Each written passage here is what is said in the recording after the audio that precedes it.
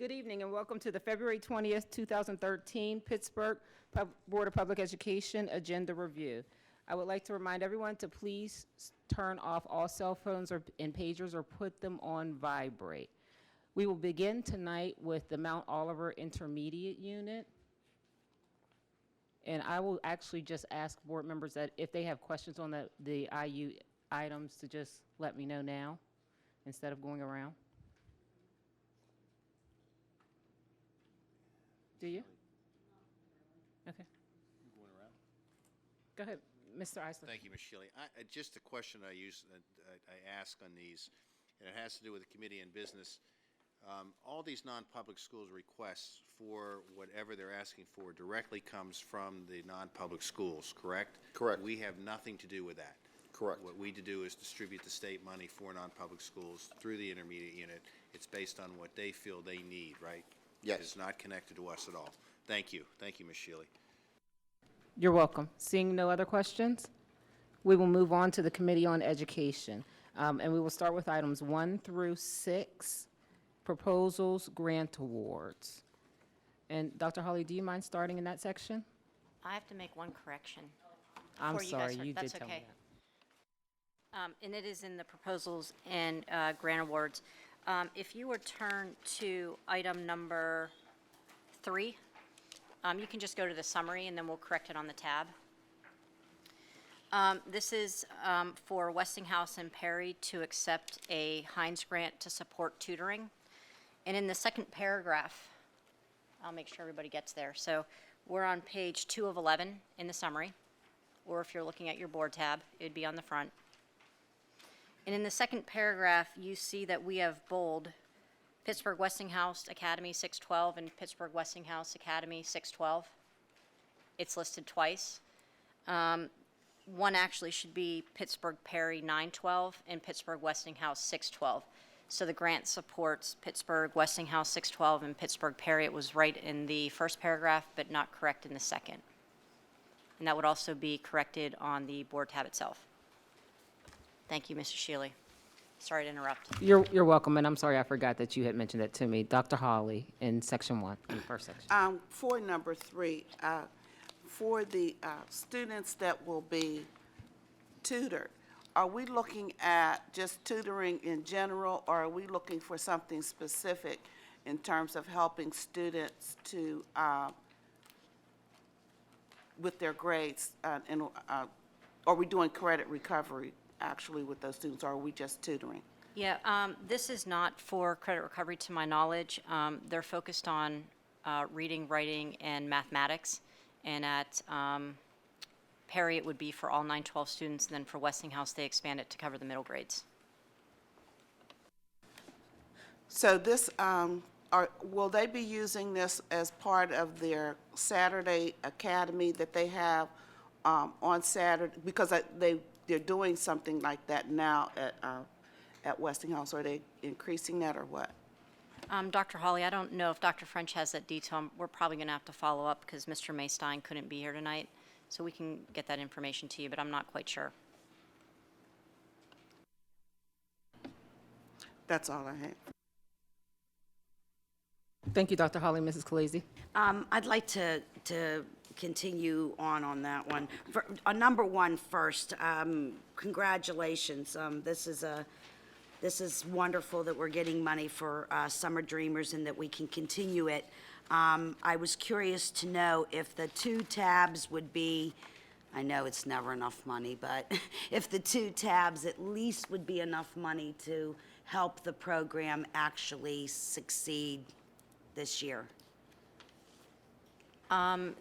Between the 2 grants, the $1.4 million from the Wallace Foundation, actually the second year of that award, and also from the Walmart Foundation, which the Walmart Foundation, I believe, is $360,000. It's also the second year, by the way, of that award.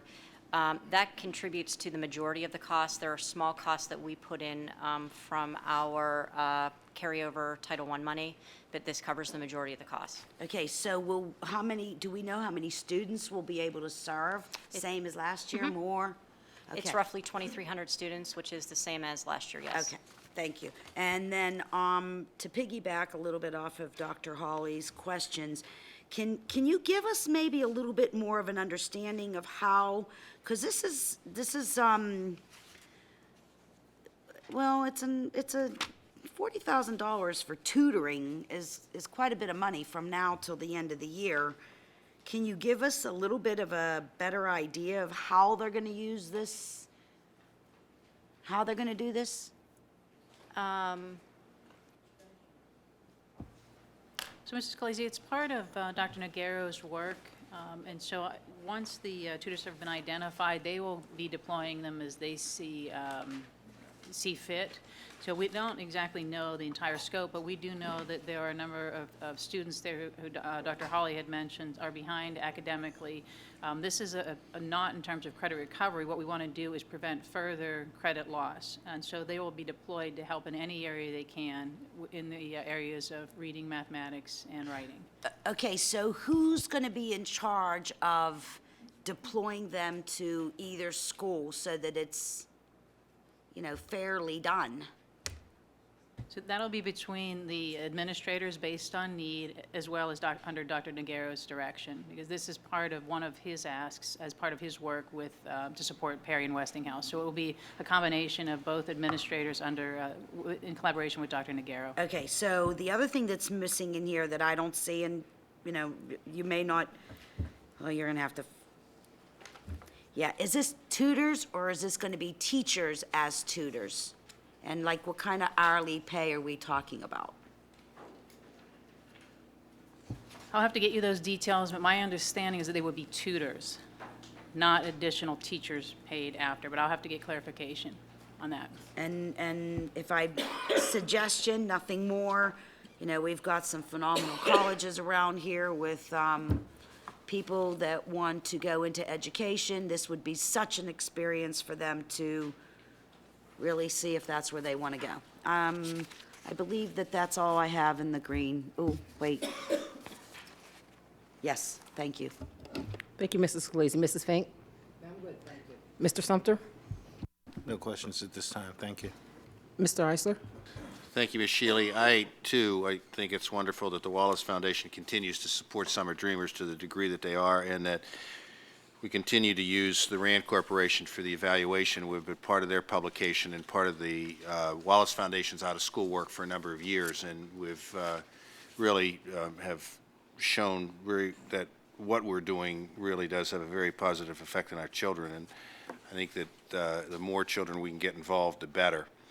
I also want to thank the other individuals in here who have contributed, like Heinz and the Pittsburgh Foundation, and also recognize that our early childhood staff has secured a grant from the Office of Child Development and Early Learning in Harrisburg to have a summer program for our youngest students. So this is not just in Summer Dreamers for the middle grades or late elementary, but we're also serving our very, very young children, which I think is important. So again, thanks to everybody who is so interested in working with the Pittsburgh Public Schools. You're welcome, Mr. Eisler. Mrs. Azuda? I actually have no questions either, but I do have comments. I was asked recently about the strengths of the Pittsburgh Public Schools, and I omitted to say Summer Dreamers Academy, and I omitted to say our early childhood program. Those are both phenomenal programs in the Pittsburgh Public Schools. And thanks to the Wallace Foundation and the Walmart Foundation, we are able to continue the program that was started with ERA funds, that we don't have to take the most of it out of our budget, but we can offer this education to our most needy students. I also want to comment on the therapeutic horseback riding program. That sounds like so much fun, and I hope it's successful so it can be expanded. That just is so creative. I love it. Absolutely love it. So, thank you, Ms. Shealy. Thank you, Mr. Brentley. Yes, I have a question, Doctor. If you can tell me for number 3, the $40,000 for the tutoring for Westinghouse and Perry, is this part of, or whatever happened to, I think, 2 years or so ago, we agreed to, well, it was voted on that we lowered the qualifications for students to participate in athletics, and with that, they were supposed to be given tutorial programs to help them bring their grades up. Well, does that have anything to do with that? And did that program ever start at Perry? And what's the difference between the two? And excuse me, I don't know what the correct name was. You had a name for it. Yeah, something. that actually, that was up in Student Services under Jan Ripper. Dr. French and I will try our best here, and if we don't answer your question, we'll get back to you. But this does not have anything to do with the athletic tutoring. The athletic tutoring was for 1 year because there was adjustment made to the GPA criteria for participation. So that program ended when it reverted back to the regular eligibility to participate. Okay. Now, does this item have anything to do with the mail program you just had a couple of weeks ago, where you gathered those students that were just coming below the Promise Ready? Does that have anything to do with them, or are those students included in this, or what's the difference between the two again? This could benefit those students. It's not directly as a result of that. This is, as Dr. French said, a direct result of the work that Dr. Nagaro is doing with Pittsburgh Perry and Pittsburgh Westinghouse. But those students who are very close would hopefully benefit from this as well. Okay. Okay.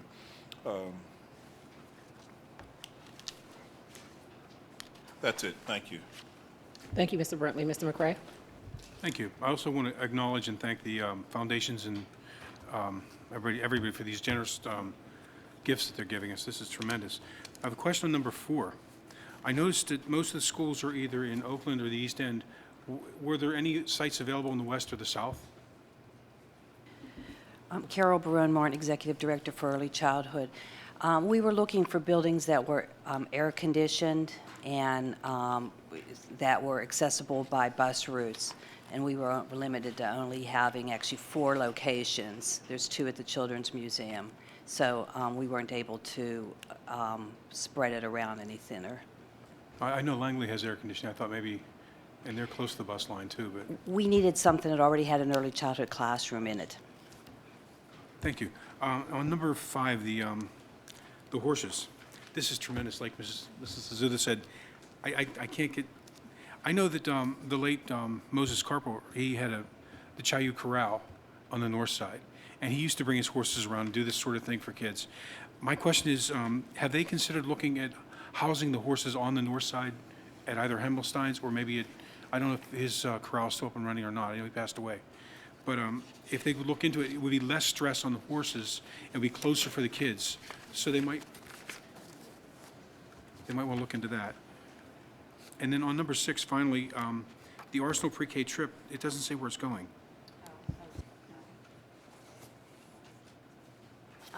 That donation from Target Foundation to support Arsenal Pre-K 5 is actually for their K2 program, and they're going to Triple B Farms.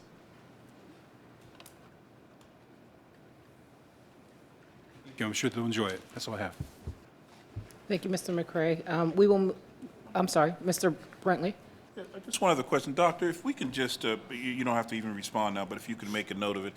The horse therapeutic horseback riding, can we at some point just put together a informational video of all of the non-traditional things that we are doing as a district that are working and reaching the kids? And the reason why I'm asking that is there was a article, there was a little coverage in one of the local news folks last week, and they were raising questions about our dance program, ballroom dancing, our karate after school, and so on. All of these programs, and even the bagpipe, because it was my understanding that, and Gene, you probably could respond to that, I believe some students got a scholarship out of the bagpipe. We had a young lady from Carrick who was accepted into a special program in Scotland to further study the bagpipes. Unfortunately, the money for that is no longer there, and there will not be bagpipes in the future. But she was accepted Oh, No yeah, charge to the family. No charge in Scotland, so that was really a fabulous opportunity. Well, and so, Doctor, I guess we have a story to tell, and when you see something here that is so, but it also gives us, an opportunity to pat staff on the back for being creative. We can probably easily fill up a 3 to 7 minute video highlighting those things because they would be excellent sales tools for us as a district. But we need to see that as well because we're often sitting here voting on millions of dollars and we rarely see anything different that's really reaching and getting to the kids. So I just wanted to mention that if you can make a note of that and we can talk about it and go through some of the other programs that we do, that we have that reach out to the students, I think it'd be helpful. Thank you. Thank you. Mrs. Shealy, can I ask one more question? For number 3, for the children that are getting tutored, are they being tutored during school time or is it after school? And if it's after school, how are they getting home? Are they going to be given bus tickets or will they be given a bus pass or what? And will that be a part of the $40,000? The tutoring is after school. And in terms of transportation, I don't have that detail. Dr. French? We'll get the information for you and put it in the board update. I did get information that they are tutors, not teachers, but it will be quite cumbersome to keep texting all these questions to Mr. May Stein, so I would put it in the board update. Okay, we will, now I've lost where we are. We're in the pink section, thank you. Items 7 through 9. And if you don't mind, Mrs. Khaleesi, we can start with you and just rotate around. Thank you. On number 7, I asked this question already. I apologize, I'm done. I don't have any questions in the pink. Thank you, Mrs. Fink.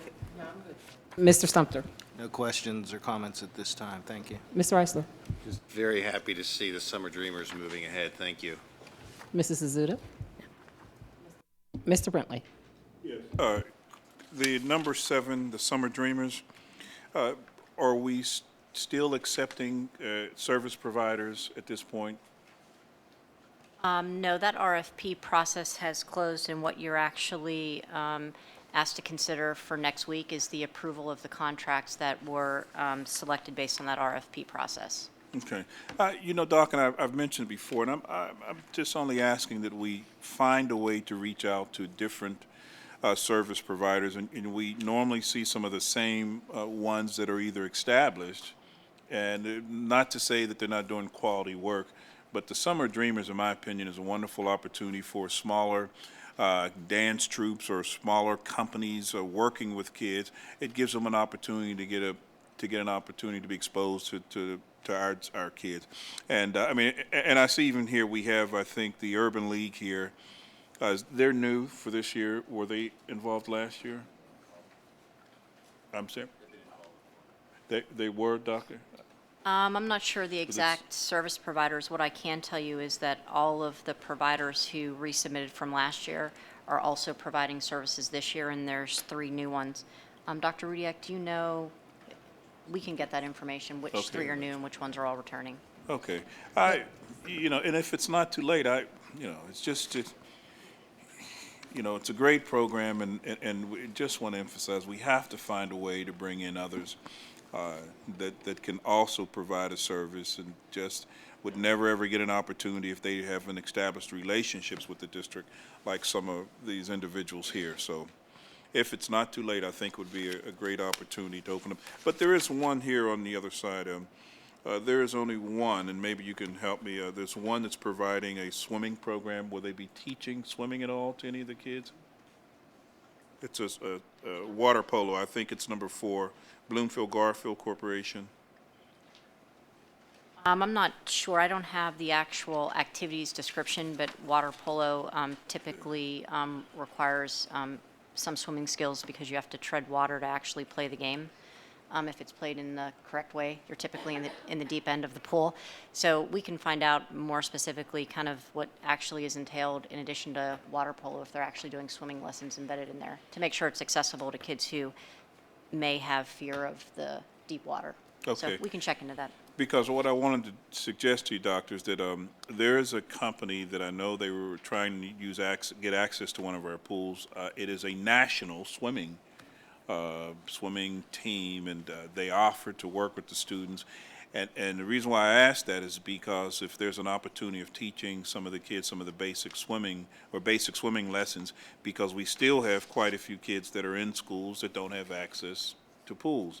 And if there's an opportunity to, share that with you a little later, and maybe if there's an opportunity, we can include them some way, because they do work with beginners as well as some of our other volunteers. That would be a great thing to consider.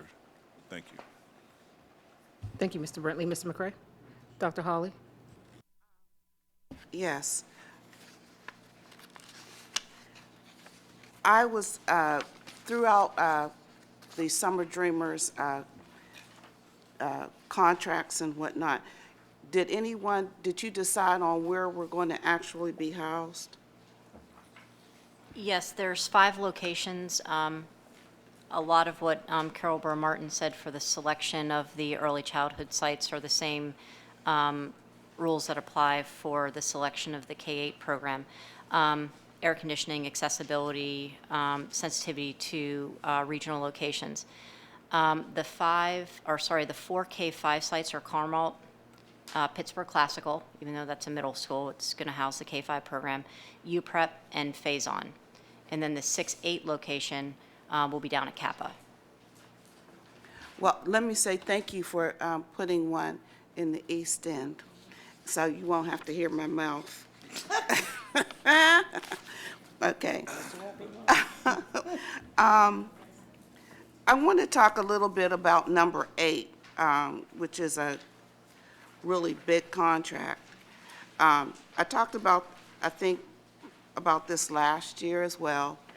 And I asked at that time that we be given some direction as to, at least a summary as to how you're actually using the information that you've received from this group.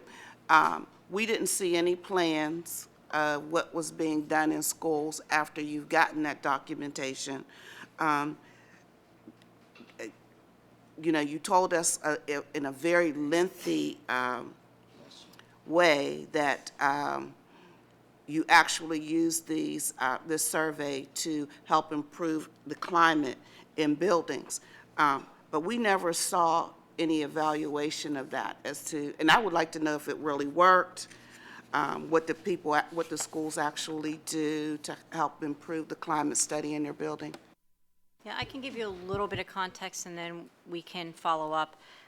Some of the things that happened this year is that based on their composite score, which you're familiar with composite scores from some of the other surveys that we've done, they were grouped based on 3 different levels, Tier 1, Tier 2, Tier 3. And based on what tier you fell in, there was differentiated support. So for example, some of the schools that had lower scores, for example, kept their teaching and learning liaison, which was a position established for, I believe, 1 or 2 years before. And there were some other, all schools, for example, had to complete a TLE action plan that was part of their school improvement planning process. That becomes a document that the school plans around, uses data from suspension, attendance, things of that nature. So there's things that have been applied to all schools, and then based on the actual composite score, some more differentiated support. There's a very nice PowerPoint that's not too lengthy that we could share with you to give you some more information on that as well. And looking at the levels of the schools, I'm mostly concerned about those schools that fell into the state's 26 underachieving schools, and where they actually fall in terms of their climate study. I'm going to be asking that question. May as well get ready for this, because I'm going to be asking that question over and over again about those 26 schools, because I haven't seen a lot of work being done to help those 26 schools, other than Westinghouse and Perry doing those tutoring activities. Sure. Dr. Holly, and one of the things that I think it's really important to understand regarding that bottom 15%, that there's a couple things. We don't want any of our schools in that bottom 15%. But there's always going to be a bottom 15%. And when we actually analyze that information, and I think that, I mean, you're in a really good position to help people understand that. You were a longtime principal and, you know, had a really nice growth at Pittsburgh Lincoln. And yet, if we would have looked at the achievement there and compared it and thrown it into this current mix, it would also be in the bottom 15%. And I'm saying that to say that we have a number of schools that are showing tremendous growth that still end up in that bottom 15%. And so what we have to do, and just like you're asking, is analyze each component and figure out exactly, are they on the trajectory to come out of that bottom 15%? In the schools that don't have an 11th grade, for example, their combined proficiency on that list, the top school in that bottom 15% is a combined 61.5% proficient in advanced. So I'm less concerned about that someone there, I know they're in the right trajectory, than somebody else whose value-added scores might be going in the opposite direction and have very low attainment. So we're doing a very detailed analysis, and one of the things that we did look at, like as you recommended, looking at the teaching and learning environment, in some cases there is an overlap, in some cases there's not. So what we are doing is going through and analyzing you know, what is the thing that's going to make a difference, and as you understand, being a principal, that it's not the same remedy for every school. So we are going through in detail, looking at who do we need to support more, and who, if just left doing what they're doing, will come off of that list. Thank you, and I believe my K-5 would not have been in that bottom list. Yeah, thank you. But I was very concerned about that as well. And I'm going to go back to the Summer Dreamers, and we are definitely not hiring any more people to do the afternoon activities with the students. That is correct. Okay. You know what, and I don't see anyone on the list from the CRAE project, our culturally responsive arts education. Am I wrong? Are there some?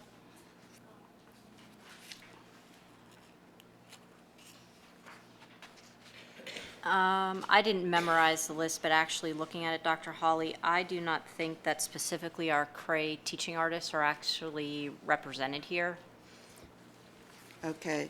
And I also didn't see any programs that are offered from the August Wilson Center on this as well. And I was wondering, did they Yeah, what I can do is, apply? I don't know if the board actually received, we'd have to go back several updates ago to see if you actually saw the list of, they sent it out to over 700 organizations, service providers. We can see actually, you know, who actually received the actual RFP, but I know it was quite broad in terms of the process to communicate the opportunity. So we can let you know more about that process. You're saying that there was a rubric to identify the people that would actually be given a contract to? Well, the RFP process, once you submitted interest and you submitted your proposal, the way you were selected was based on a rubric process. But I'm just, even before people actually submitted, it would be good for the board to know actually what was the process to notify people of the RFP, but I know it was quite broad. The number when we were reviewing this prior to the board meeting, it was said to me that it was 700. So we can provide you more details about how the opportunity was advertised specifically in the different agencies that, the groups that you're mentioning, whether they did receive the communications, things of that nature. Okay, thank you. Sure.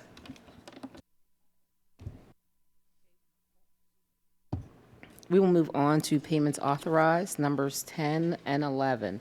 And we'll move on to Mrs. Fink, if you don't mind starting. No, I'm good. Mr. Sumter? No questions or comments at this time. Mr. Eisler? No questions, thank you. Mrs. Azuda said no. Mr. Brentley said no. Mr. McCray? These are two great ideas. They're really fantastic projects. The junior science, of course, you were gonna jump on that if I didn't. But have fun in Happy Valley, and then I want to say that I gotta put my glasses on. The All City Cultural, the Visual Arts exhibit, this is a bargain at twice the cost. So thank you very much for arranging that. Thank you, Mr. McCray. Dr. Holly? Just a question for Dr. Lippert. For the IB test that the children have to take, I'm sorry, Dr. Holly. am I on 13? No, we're not there yet. We're still okay. in. I'm sorry. You didn't have a chance at 10 and 11 yet. Oh, I did, oh, I'm fine with 10 and 11. Mrs. Khaleesi? I, That's I okay. just wanted to say congratulations too. I think these are two wonderful experiences for our children. I'm very excited about it. So that's all. Thank you. Thank you, and I guess I'll go the next step and say my congratulations to students from Pittsburgh Carmel, Pittsburgh Alderdice, Pittsburgh Kappa, Pittsburgh Colfax, Pittsburgh Obama, Pittsburgh Starrett, and Pittsburgh Science and Technology Academy have earned a first place in the PJAS regional competition and will be traveling to Harrisburg State College. We'll be traveling to State College, and just a well wishes to them all. Thank you. So now we will move on to general authorizations, number 12 through 27, the rest of the packet. And we will begin with Mr. Sumter.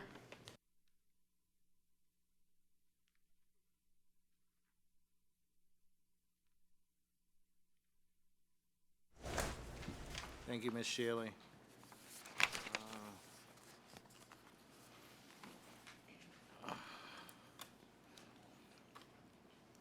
I'd like to draw attention to item number 26, the Hill House Passport Academy Charter School.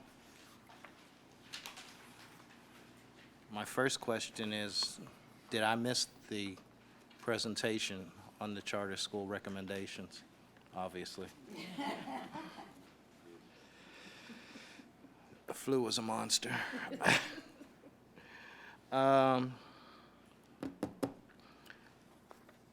Then without the review team here, or with anybody that has any understanding of the application itself, it may be a little difficult to have the questions I have answered at this time.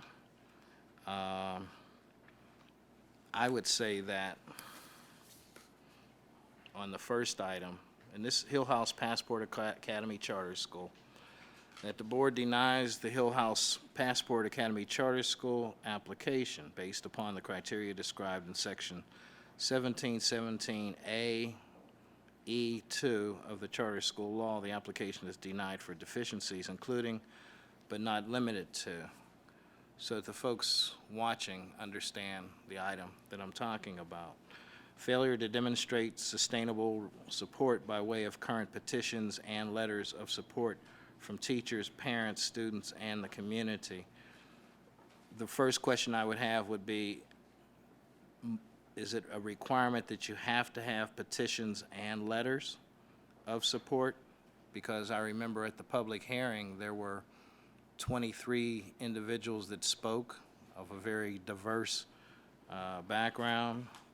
There were numerous individuals in attendance in the audience in addition to those that spoke. Doesn't or wouldn't that have some weight towards support because of all those individuals speaking in favor of the application, and by those who showed up giving their physical appearance support for the application? So I would question that first item where it says failure to demonstrate sustainable support by way of, and it has those items listed in there. So the question I would have is that mandatory that you have to have petitions and letters, and why couldn't the support that was visible the night of the public hearing count toward that factor? The second item is does not provide the school district of Pittsburgh with expanded choices in the types of educational opportunities currently being offered. I would question this recommendation by the fact that I am not aware of any program specific to dropout recovery in the district and that uses a blended learning with computers and also with teachers that is available in the district that in my opinion, this would expand the choice of the types of educational opportunities currently being offered. The next item, failure to provide a governance structure in compliance with all federal, state, and local regulations in the Pennsylvania Public School Code. The question I would have on this particular factor is, if the governance structure was not spelled out, or if those who reviewed it could not glean that out of the application, would the applicant have the ability to put that structure in place, either prior to the vote, would that count, or at some later point in time, meaning could it be a conditional approval if that would be the only factor that would be outstanding? The fourth is does not demonstrate that the charter school can serve as a model for other schools in the district. I would question this factor by the fact that if this is something that is not available in the district, if this is something targeted for a particular neighborhood, why couldn't it be modeled in other neighborhoods or throughout the district? Something that we don't have, and a lot of times we have pilot programs of things we don't have that could be, from best practices or from its, in and of itself, be replicated throughout the district. So I'd question that factor also, that it doesn't demonstrate that the charter school can serve as a model. I would counter that by saying it could serve as a model. Elements of it could be replicated throughout the district, something we don't have, and why not? So 3 of the factors I would dispute outright. The third factor regarding the governance structure would be, in that case, the only, if that is absent from the application, would be the only factor that would be outstanding. And we had just last month a charter school with 2 outstanding factors, 2 important outstanding factors that the administration recommended for approval. So if there's no one here to answer the questions, these are questions I have. I'm going to bring them up again next week. This is one of the items that I would have pulled for further discussion, and I question the recommendations that are put forth and not in agreement with them. Thank you. I'm sorry, but Mr. Weiss, can't you address the issue around having that outstanding item? I can address the issue of item 3, which is the governance structure. The charter school law does not permit conditional approval. I do know that there has been some discussion with representatives of the applicant, and I believe that they understand some of these issues.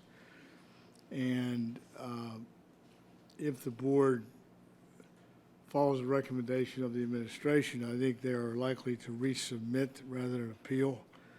But with respect to 3, you cannot have a approval conditioned on some other event. I really cannot address 1, 2, or 4. Those are educational issues, but I can address 3. Thank you, Mr. Weiss.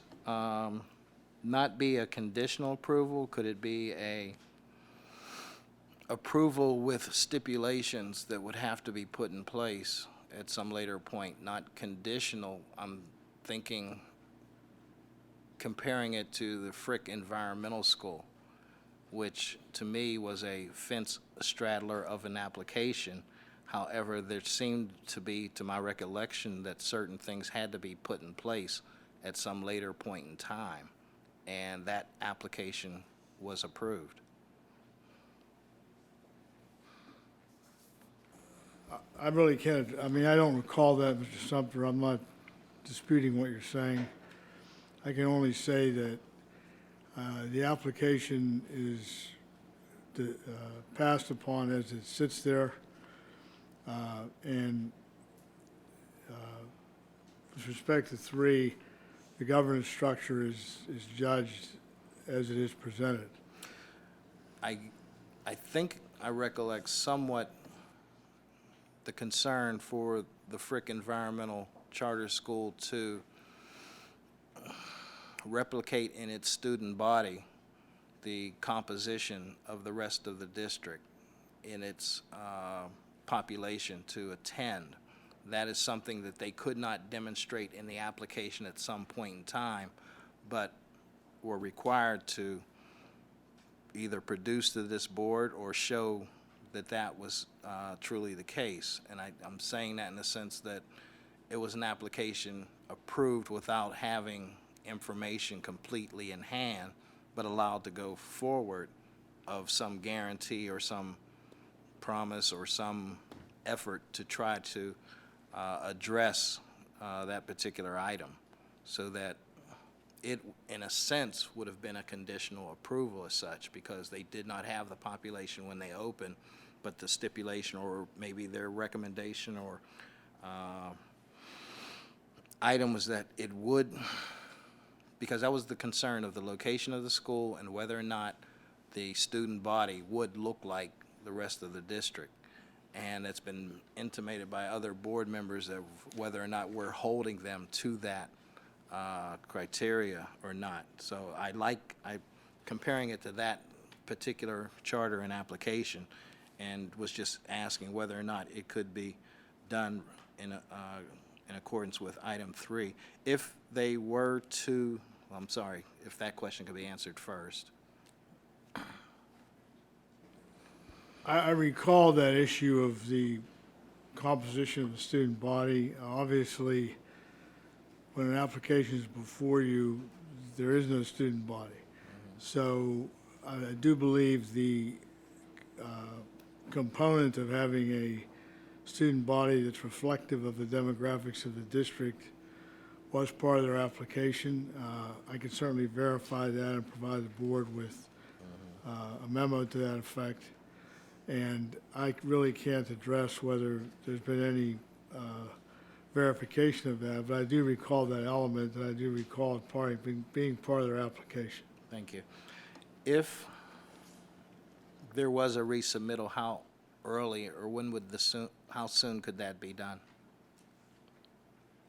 It's a shorter timeline. It comes before the board, I believe, in 45 days, but don't hold me to that exact time. It certainly is much shorter than the initial review period. Okay. That's why applicants in the past have opted to do that and address issues rather than go through the appeal process, which is over a year. So it is much shorter, and I think it's 45 days, but I'll confirm that. So, from what you say, it may be better to resubmit than to table or approve, or to table or disapprove because of the appeal process taking longer than a resubmittal if they're done in a timely manner. Well, if the board follows the recommendation and disapproves this, the applicant, any applicant, has the option of either appealing to the Charter Appeals Board or resubmitting. If you table it, it's a deemed denial, and as we went through last month when the board had a tie vote, which is in essence non-action, which means a deemed denial. In that case, that applicant could have resubmitted or appealed. I believe they're going to appeal, but that hasn't been confirmed to me yet. If they were to appeal, if it's denied or tabled and they were to appeal, do our recommendations go forward to the state? Yes. Okay, so the state would be weighing and looking at our recommendations in order to make their judgment or to incorporate that into their decision-making. That's correct. Okay. So, from what you're saying, it may be beneficial for the applicant to resubmit, or it may be a shorter timeline in terms of having this application reconsidered. I believe that's correct, yes. Thank you very much. Thank you, Ms. Shealy. Thank you, Mr. Sumter. Mr. Eisler? Ms. Shealy. I just think that there's some things in here that really great for our students. I always have supported the idea of helping our students when it comes to applying for and paying for the AP and IB exams. I think that's really good, and I commend the staff for that. I want to thank you, PMC, their educational partnerships that is being done with our CTE people. It's another great employer, a very, very large employer, and it's great to see CTE working with them and getting our students involved. I think that's really quite fabulous. And I also am very thankful to Family Services of Western Pennsylvania to be working with our early childhood people. Again, there's a couple board tabs in here for travel overseas, which again, I commend the teachers who do this and the students who raise the money so that they can go. But caution we always raise is to make sure that money is not lost in case something happens that these students cannot go, so that they are financially and their families are financially protected. But that's it. Thank you, Ms. Shealy. Thank you, Mr. Arthur. Mrs. Suzuda?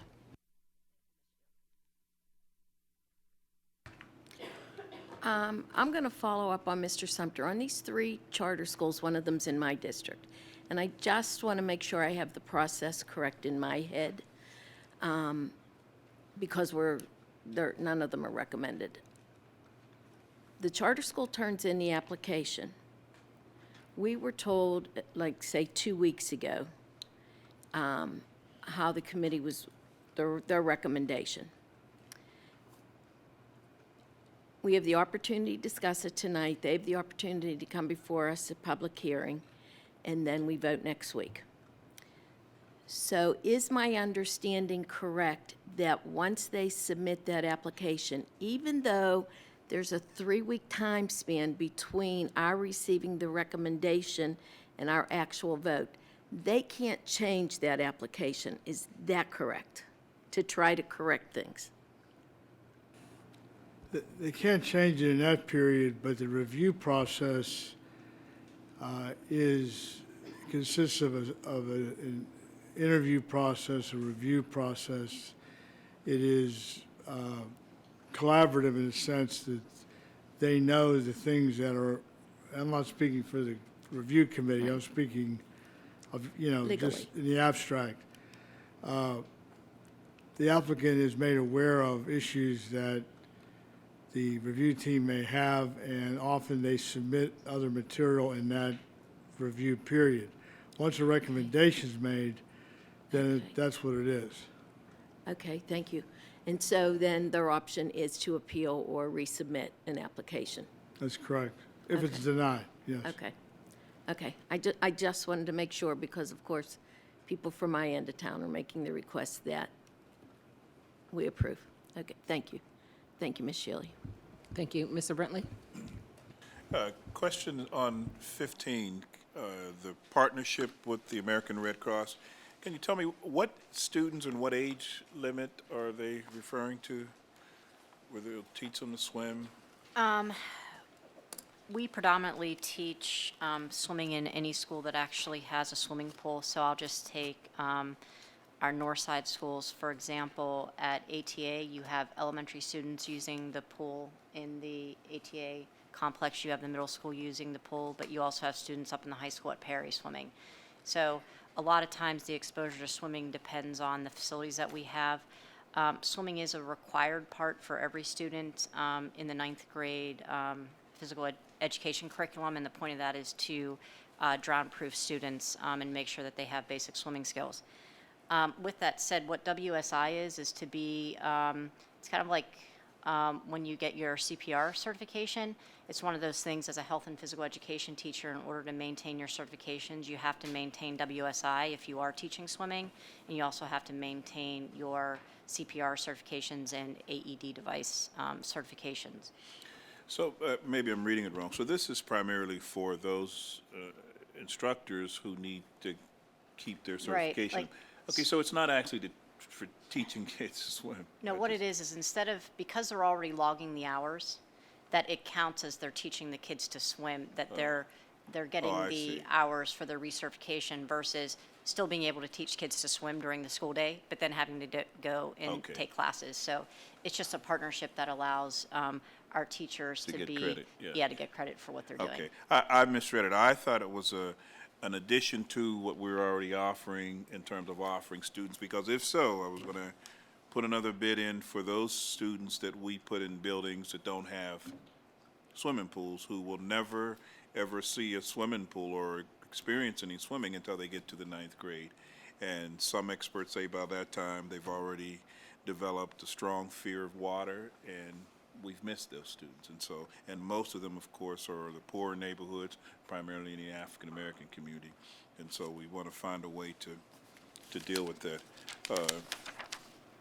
The other question is, number 18 and 19, I want to congratulate the students at Alderdice as well as Colfax. But, Doctor, I want to ask if we can just kind of keep a tab on students that are getting this kind of wonderful exposure abroad, because it's good for them. I mean, everything about it is good.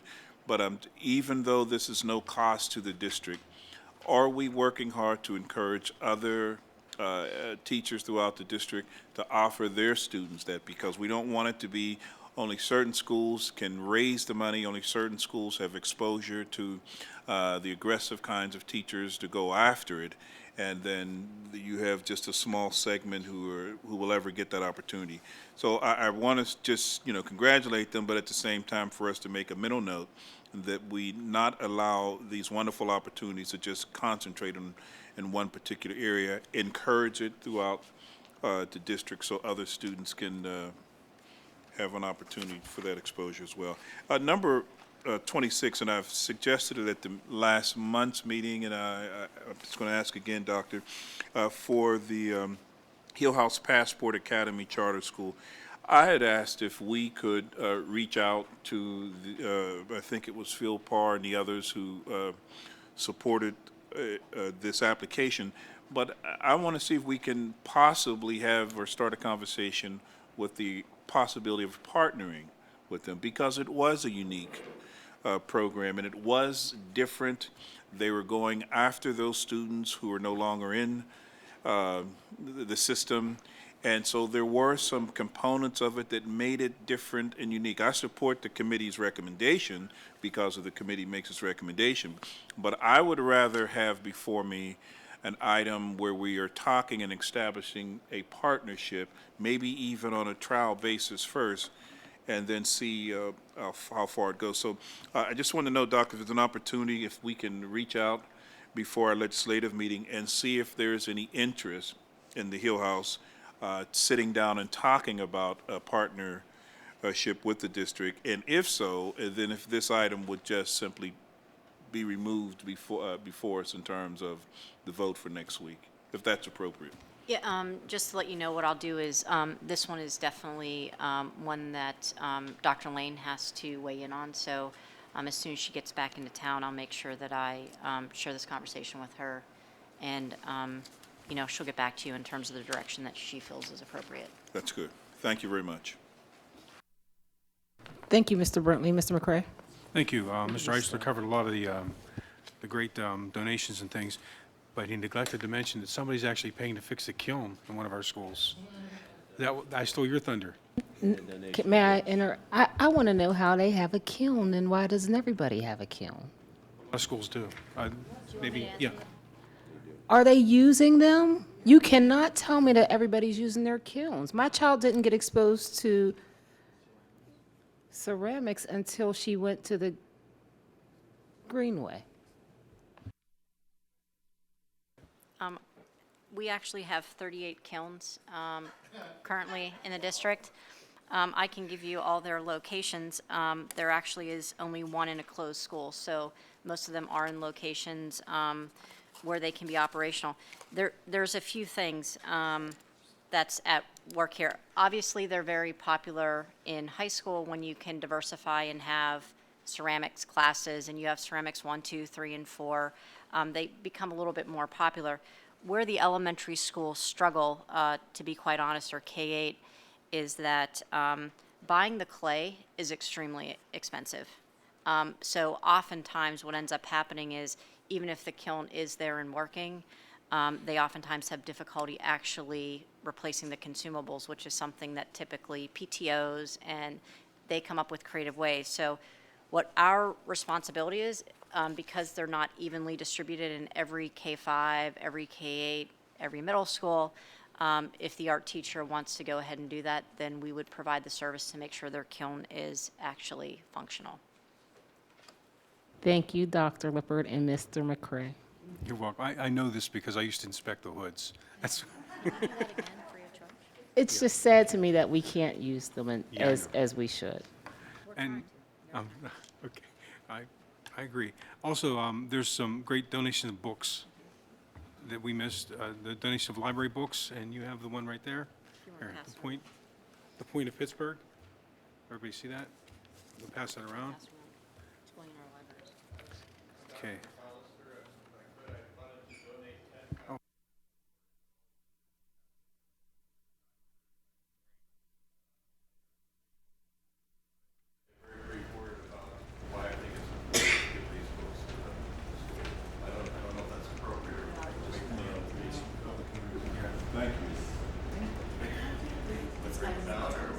Thank,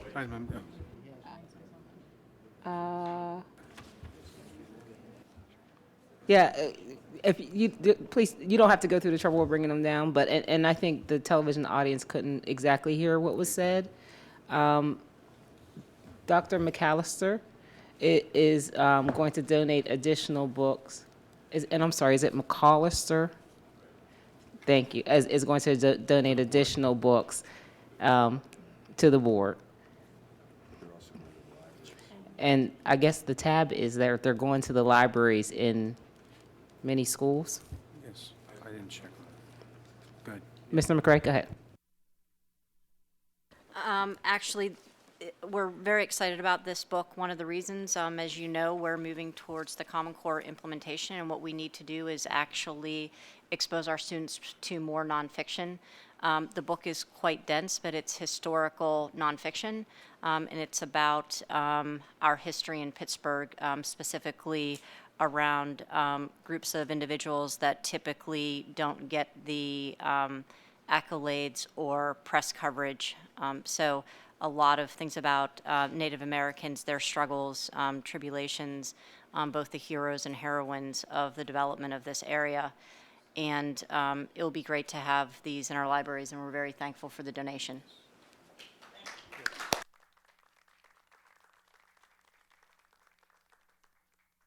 Thank you. I'll continue. That was about all I had, I think, on that.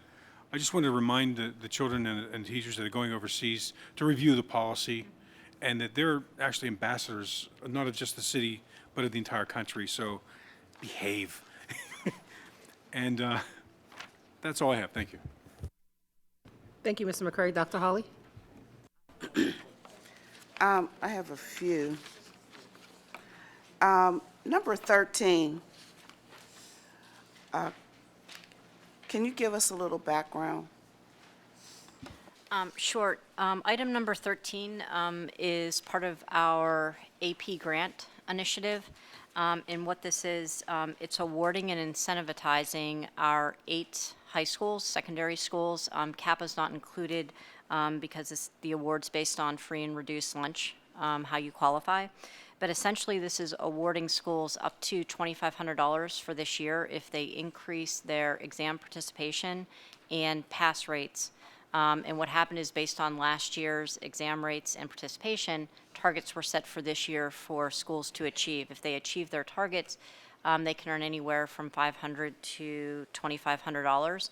And that award would be given to the school so that they could purchase supplies, curriculum materials, things to support the expansion of their AP and IB program. It's predominantly focused, Mrs. Shealy, on STEM initiatives. So rather than including it in, I know I'm answering your question, but I was just bringing up the math, science, and technology. So it's focused on really increasing the enrollment in those specific courses, although we do include both the IB and the AP English. But the other courses like AP History, AP European History, AP Government. Those are not included in this. It's really focused on the STEM, and the courses are actually listed in the board tab if you're interested. Just one question I'd like to ask, and it's related to the IB program and their testing. I know that in some of the schools, you actually gave scholarships or you defrayed the cost of their AP exam. Are you doing that with the IB class, the IB students at Obama? The way that we work with Dr. Walters at Obama is that he does receive an extra allocation to support the IB program. We intended that allocation to be used to support students taking the IB exam, but Dr. Walter, it's his decision how he uses it. I know he uses part of the money to support the coordinator of the middle school and high school program. So we would have to talk specifically to him in terms of the allocation that he gives to pay, student scholarships or waivers for the exams. I just want to make sure that all of the students that are at in the IB program have the opportunity to take the exam as they would in any other high school where they're taking the AP exam. Because as you know, the IB exam, if they should get a good score on the IB exam, that can be college credit for them as well. So we want to make sure that every student has that opportunity. I want to go to number 17.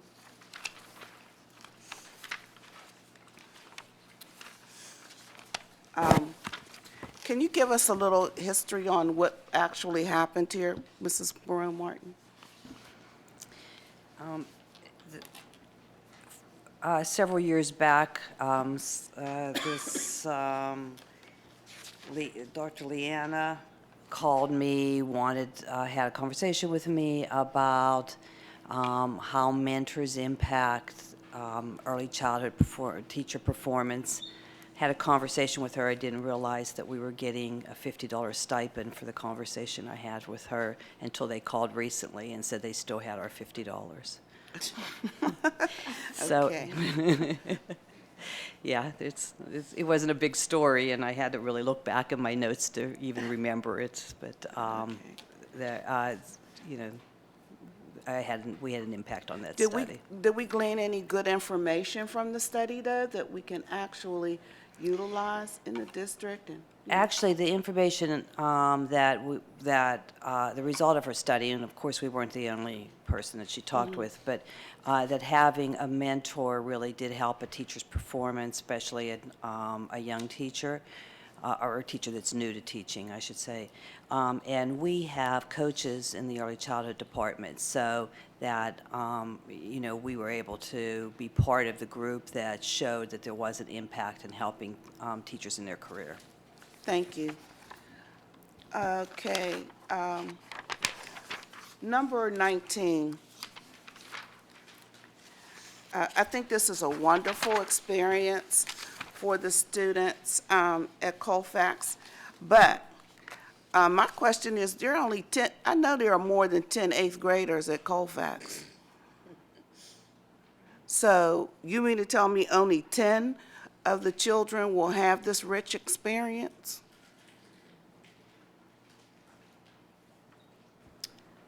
Typically, this is, David may sign again, but I can just speak for how these trips typically work, is that they're open to all students that are in the course. I'm not exactly sure how many students are enrolled in their 8th grade Spanish course.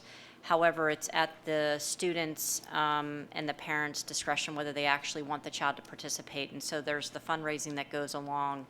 And I know the school encourages all students that would benefit that are in the courses to actually attend, but it's not something that we require, and it depends if the parents, I'm sure you know how this works, is that a lot of times the fundraising is difficult, and if they don't raise the funds, then they can't go on the trip. So it's not something the school pays for. It's completely done through typically the fundraising. Well, yes, I do know how it works. And I know there's more than 10 eighth graders at Colfax. And this is a wonderful, wonderful experience for these children. I mean, a wonderful experience. And that's as far as I'll go right now, but I'll probably make another statement somewhere else. Number 20, the donation for the basketball uniforms for Linden. That's a great a wonderful, pardon me? Okay, I thought you were saying, that's a wonderful opportunity for those children. Thank you, I'm trying to, but I also want to say that I want to thank whoever was in charge of the basketball tournament that the children had at Langley on Saturday. It was packed with parents. It was so nice for the elementary school basketball league. Liberty was the winner for the K-5 boys. Oh, I don't know who was the girls' winner. But then, oh, I know who was the girl with Colfax. They beat Fulton at Colfax. But they also had an all-star team of girls and boys that played as well. And it was really a nice event on Saturday for the children. So I want to say thank you to those people who were in charge of that. It was really, really well done. And thank Mr. Nichai for opening his building to us. It was a great afternoon for all the children. Now, I want to go to number 26 for the Hill House Passport Academy. I'm going to agree with statements by my colleagues, Mr. Sumter and Mr. Brentley. However, I do want to say this, that out of the four comments as to why they didn't recommend this particular academy, I have to take issue to this, because there was a lot of support for this program. I mean, I think there was over 20-some people that actually came to make testimony for this program. Even if they didn't speak, they were definitely in the audience. And also, we do not have, or maybe I missed it and you did it now that I'm retired, but do we have a dropout program that takes students back in to the school district? We do have that service at the Student Achievement Center. It's a little different than described in this proposal.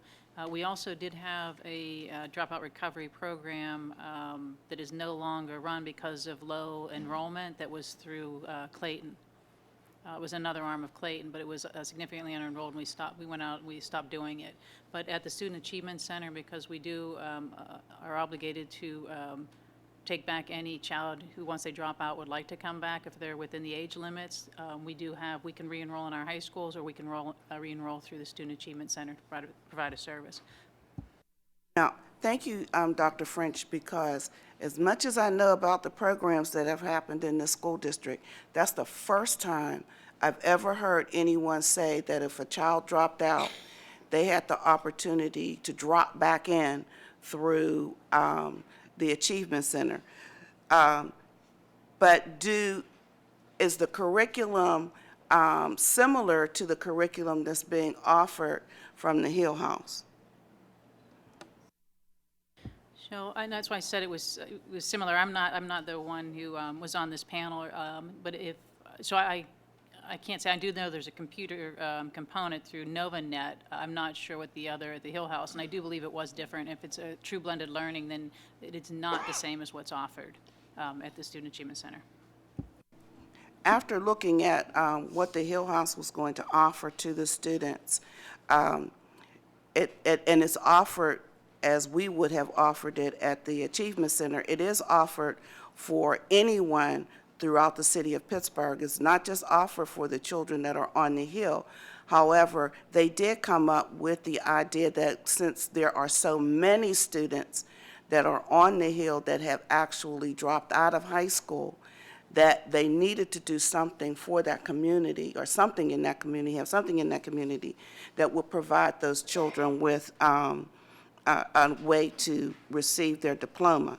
Now, I have to agree with Mr. Sumter that I do believe that this is something new, that it is something vibrant that could actually offer, that we could actually offer to the children throughout the city somewhere to go to get their diploma that would be the same as their high school diploma, not just the GED. We do have this service, and it's not part of the school district, but it is offered at Kingsley Association from cities and schools, communities and schools. At the Kingsley Association, it does something very similar to what the Hill House is trying to provide. So I'm very concerned that we are not looking into this as something that we could actually, a program that we could actually work with.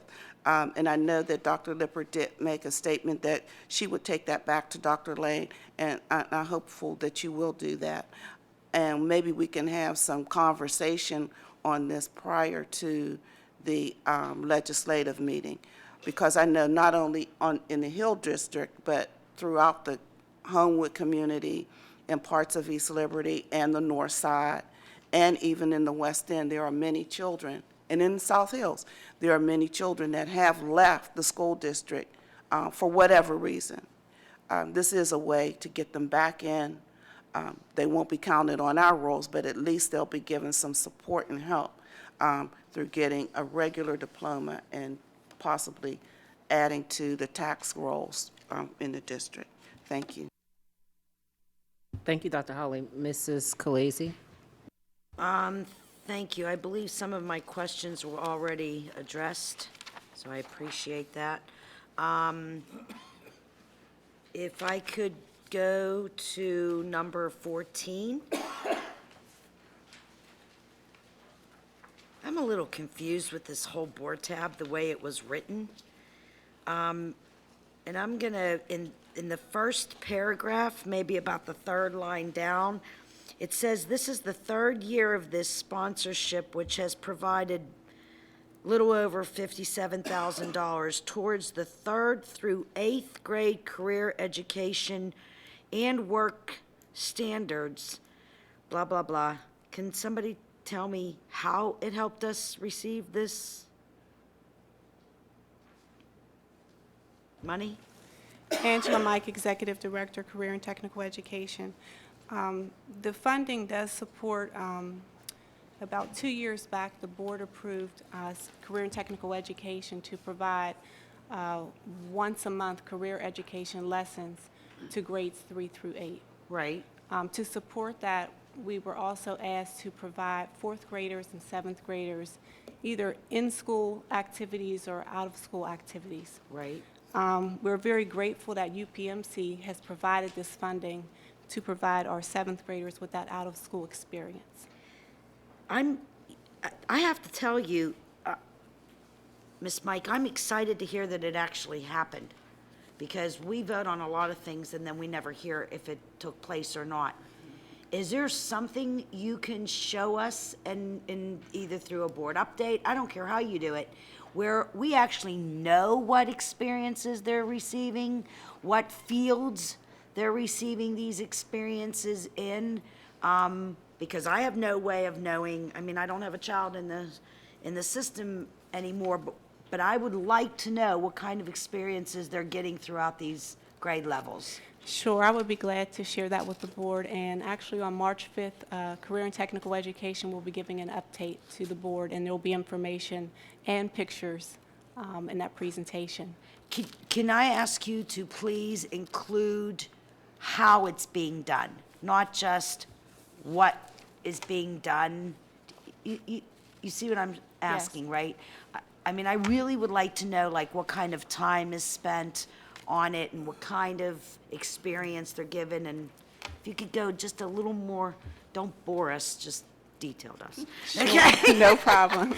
Okay, so number 24. Yeah, I'm not sure I understand this tab either. It looks like you're asking us to approve donations that you don't have.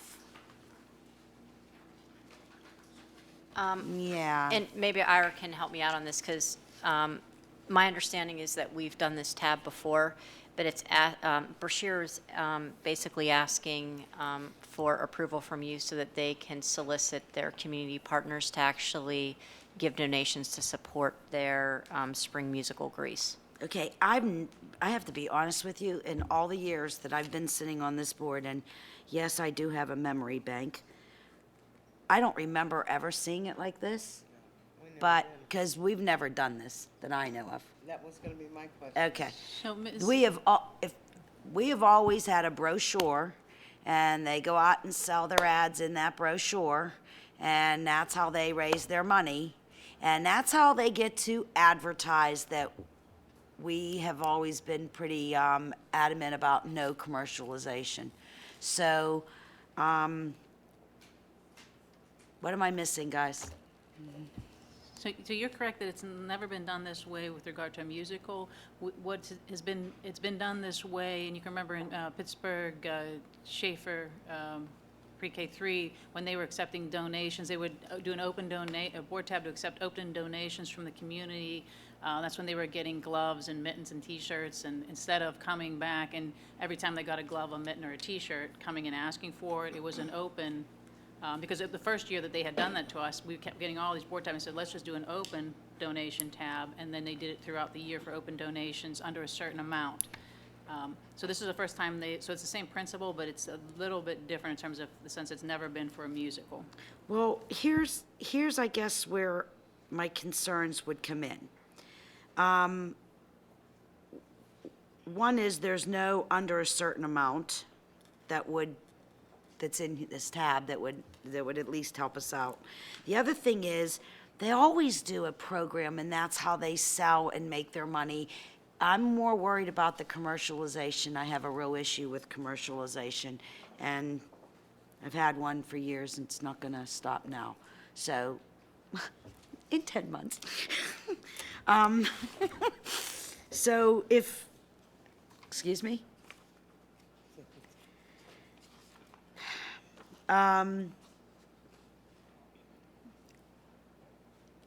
Do we know how they're going to accept these donations?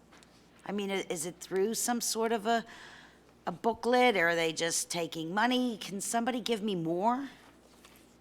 Mr. Clancy, I will definitely get you more. I don't have the more right now, but we'll get you those details. Have the more right now. Okay.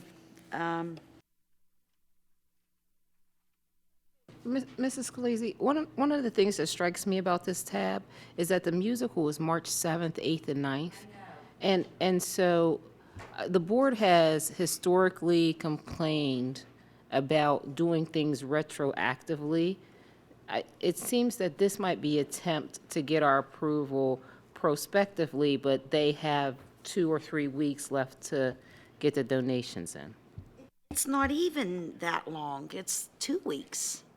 Today's the 20th, right? Yeah. The 5th is next. Sherry seems to know something we all don't know. Go ahead, Mrs.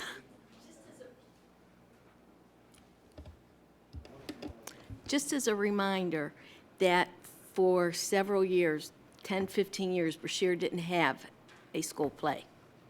And they only started it 3 years ago. This is their 3rd year. And so they're growing. And my guess is, and this is a guess on my part, that somebody said, oh, you know, you have to ask for board approval to raise money. And somebody said, oh, we better hurry up and put it together. I'm just guessing. But as the program is growing and stabilizing, they have been soliciting donations. I can tell you that it's a formal process like every other school. So much for this, and this, and send your money payable to such and such and turn it in. It's set up like every other school. My guess is because they haven't been doing it and they're expanding the program, somebody went, oh, you're supposed to ask the board. I don't know who their assistant superintendent is. Mr. Maystein. Well, who's like the rest of the high schools? Like, who's Alderdice's, they would know how this works. They could help them out. I don't think this is necessary is what I'm trying to say, okay? All right, I just don't want to see commercialization, okay? That's my issue. Mrs. Fink? This was going to be what I was curious about also, because I'd never seen it done. But Sherry's explanation makes a lot of sense. And I'm just, the only thing I have to say is that Carrick's not on the list this year, and that just about breaks my heart, but that's beside the point. Are there any other questions or comments in the education section? Mr. Sumter? Thank you, Ms. Shealy. In going back to the PowerPoint presentation that was made at the Education Committee meeting, the one item about the governance structure of the charter school is not in compliance with all federal, state, and local requirements makes sense in terms of if you're putting the points down, but it's stated in a manner of this is lacking in the application. The second item says the charter school only to some extent provides the school district of Pittsburgh with expanded choices. Whether it's to some extent or not, it's providing the district with expanded choices and is able to serve as a model to other schools in the district. That's what's stated in the presentation, that it does provide expanded choices and is able to serve as a model. So I question how 2 items that were given in the presentation results in 4 items in the recommendation to disapprove. If possible, I would like to have written justification of each of the recommendations made by the review board of the items asking or explaining why this application shouldn't be denied. So it's again puzzling to me how you can go from 2 items, one is positive, one is negative in the presentation, to 4 items which are negative in the recommendation. So it seems to be either those other 2 items weren't presented at the Education Committee meeting, or what? Maybe somebody else can say that they were, but in looking at the PowerPoint presentation, they're not listed there. So if I could receive that justification regarding the 4 items that is from the administration or from the review team justifying why we should deny it, I'd appreciate that. Also, there may be the possibility of a joint venture in the future with the Housing Authority of the City of Pittsburgh, U.S. Department of Housing and Urban Development, and the Pittsburgh Public Schools. I'm not going to go into any detail at this point. It was talking about innovative educational ideas in support of the application. And just thinking this particular school may lend toward that in assisting in that application or receiving the awarding of that application, the approval of that application in the future. So again, to me, there are too many points that are outstanding, and if they, from the top of my head, seem to be contradictory to the recommendations were made, I would need further justification or more explanation on that. But at this time, I'm going to stand my ground in terms of the comments I've made. Thank you. Thank you, Mr. Sumter. Seeing no more questions or comments on education, we'll move to the Committee on Business and Finance. And we'll start with items 1 through 10, consultants, contracted services. Excuse me, Ms. Shealy. I have 2. Oh, I couldn't figure out who was talking. I'm sorry. Mr. Joseph, please. I have 2 corrections. On item number 4, the item for the purchase of automatic riding floor scrubbers, the location should read Pittsburgh Morrow, pre-K to 8 at Rooney, and not Rooney. So I'll repeat that again. The location should read Pittsburgh Morrow, pre-K to 8 at Rooney. And on item number 7, which is for BNS Communications, under the buildings that have been completed to date, Classical should be corrected to read Pittsburgh Classical. And under the work that's included, that includes the additional buildings of Pittsburgh, McCleary should be removed from that listing.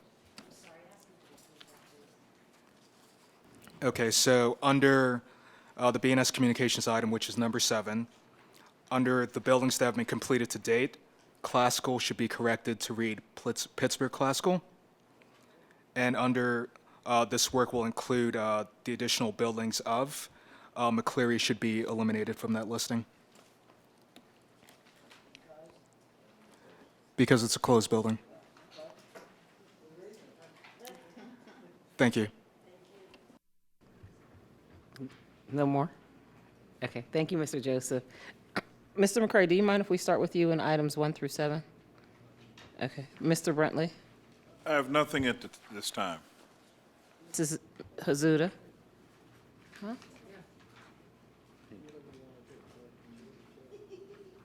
Mrs. Hazuda in the pink.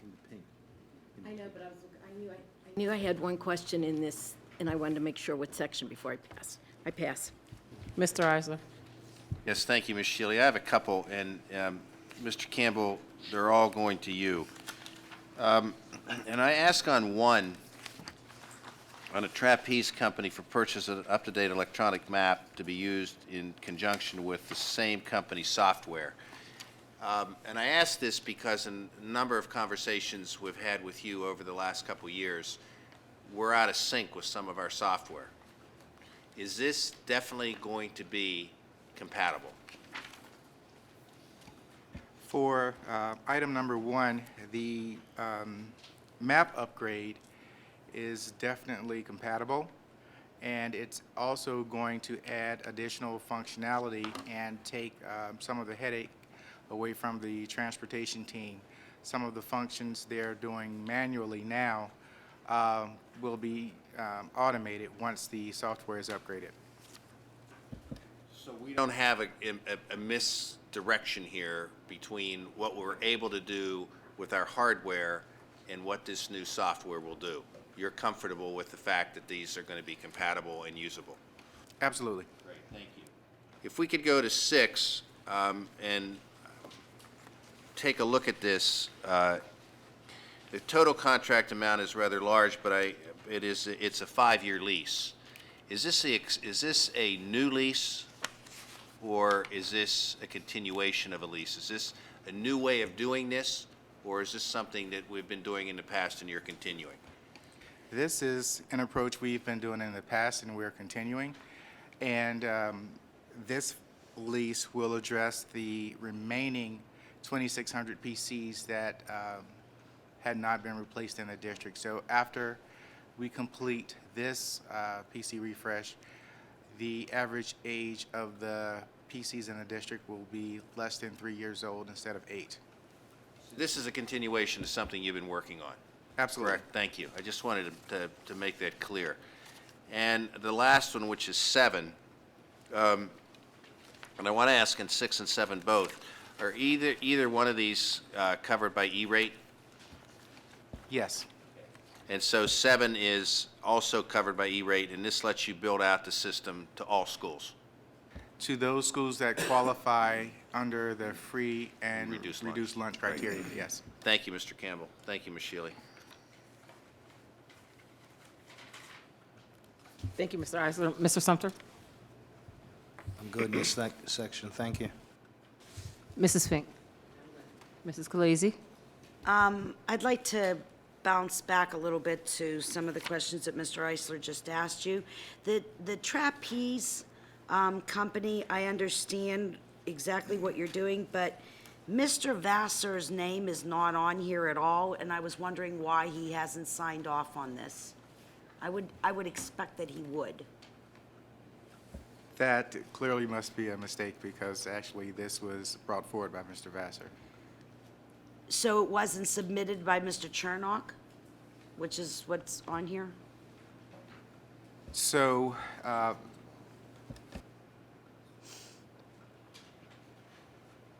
that's a mistake. It needs to be corrected. Would, please, because I want to make sure that Mr. Vassar is gets what he needs. And this isn't a decision that technology makes on his behalf. Not that I judging anybody, I just want to make sure Mr. Vassar gets what he needs. I think that's extremely important with the work he does. If somebody could, number 2, and again, forgive my ignorance because I really don't know. Can somebody point out who Christine Cray is? Who is it? Christine Cray is the project manager for the Summer Dreamers program. I'm sorry. Christine Cray is the project manager for the Summer Dreamers program. Thank you. Thank you, Mr. Joseph.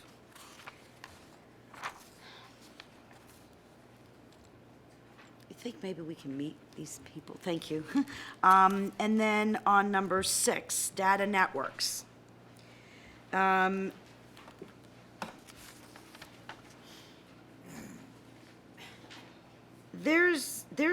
talking about 2,800 computers and almost $1.8 million. Can you give me a better explanation of what this contract's going to cover other than leasing 2,800? So the 2,800 is not only just for the purchase of the equipment, but it covers the maintenance of the PCs for the life of the lease. So if there's a hardware failure, it's automatically replaced by the company. Okay, so I guess my other question would be, there was a discussion about Dell or HP in the last couple of days with me. I'm not sure which one we buy and why we buy which one. Can you help me understand what is the reason and what's the decision maker? So it would be usability and us being able to leverage volume to get better pricing. So one of the 3 areas of focus for our strategy going forward was standardization. Prior to the last 2 refresh initiatives we had a little bit different flavors all over the place. But by moving to a standard provider, we're able to leverage our better pricing and better support. So, and by better support, by having a standard platform, a lot of the fixes can be made remotely by those folks at the help desk. So are we going towards the Dell? Is that the brand we're going towards? Yes, for desktop. Okay, what other options is there? So you have Dell. Well, right now there's many different flavors of PCs out there, but you have Dell, HP, and Apple. So, I'm sorry, go ahead. And so the work done by Mr. Miller, he evaluated the services provided by all those vendors, the type of equipment we would get, the memory, the functionality, the power usage. We have been looking at every single aspect of the PCs, and his recommendation was to go with the Dell. And does that include laptops? This is all desktops. These are all desktops. Okay, and Mr. Eisler had asked you the question about E-rate and its ability for us to use E-rate. Is that included in this tab? Not for number 6, not for PCs. E-rate can be leveraged for cabling and access points and wireless. So nothing in this board tab can be E-rate refunded? Nothing in item 6. Okay. And then how are these computers going to be distributed throughout the district? I mean, who gets to get them refreshed and who doesn't? How's that going to work? So we have an inventory of all of the PCs that are aged by school, and those schools have been identified, and we know exactly where they're going. Okay, and then on number 7, this contract is marked new. If I'm not mistaken, we've used B&S before. That's correct. So is this a renewal?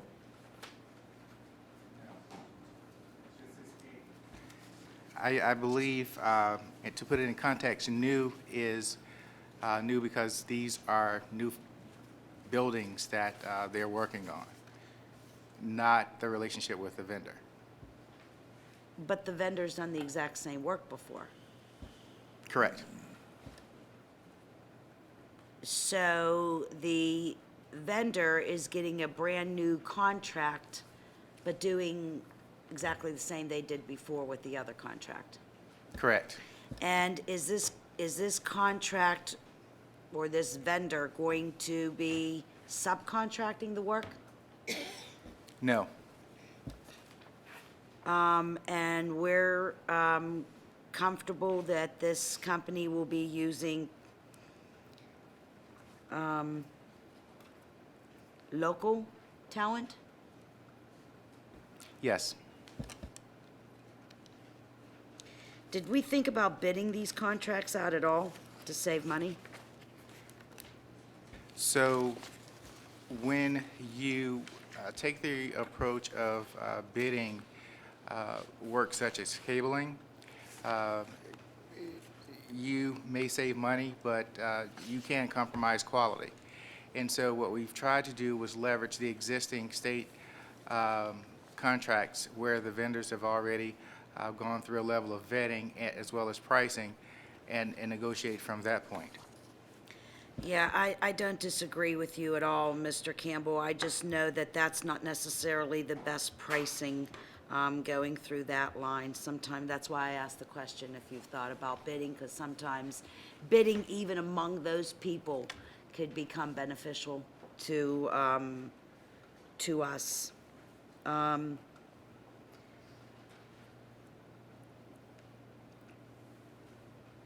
much more of this kind of work do you think we'll be seeing come forward? So this is the final phase of the E-rate eligible schools. And so what we're trying to build a strategy around now would be those schools that are not E-rate eligible. So, but this would be the lion's share of the schools in the district. So just to clarify, so we see this number that's $335,000, okay? Does that mean that it's minus what E-rate's already given us, or will give us, or will get back? I don't know how it works, to be honest. This is our share. So the different schools qualify for different percentages based on their free and reduced lunch populations. And so this is our share. So you could say that this could increase up to 80 or 70% based on a particular school. Okay, and I apologize, Ms. Shilley, I need to go back because I just thought of a question. If we could go back to number 6 for a moment. I become very anxious about making sure that whenever, we get these contracts where they claim they'll come in and they'll make sure that our computers are installed and our people are educated and everything they're supposed to do. I'm finding that as I talk to different people in this district where I need help, like for example on my iPad, that was one of my biggest questions to you was, we're going to get these iPads and where are people going to get educated in them? And I'm finding out that's not necessarily true. So is these computers that get installed, is there going to be clear education with them so the people that are going to end up using these computers know what they're doing? So I hope I understand the question. So we have online training available for all staff that they can leverage that will take them through the basic functions of the Microsoft Office operating suite and provide them a certification once they've completed that. When you get to the point of advanced functions, there really hasn't been a plan for advanced training. As a part, you mentioned the iPad piece. We have a full-time Apple rep that was negotiated as a part of that contract, and I actually attended the iPad Steering Committee meeting yesterday where the participating schools attend and work with her direct to develop strategies for utilization and integration into the classroom. I would really like to have the phone number of the iPad rep. No problem. Thank you, because I'm frustrated with it. Thank you, Madam Chair. You're welcome. And I'm sorry, Dr. Holly, you haven't had a chance yet, right? Am I correct? Not on that section. Okay. You don't have any questions on that section? I actually have one I have a question and a comment. Am I looking at this right? For item number 6, that is about $630 a computer for 5 years. Roughly. Okay. It's a one-year payment, but it's for a 5-year lease. Yeah, that's a one-time payment. Yes. For hardware and 5 years. is Okay, service. and it Spread does, over. and with- does it include monitors? Is it just the CPU, or does it include?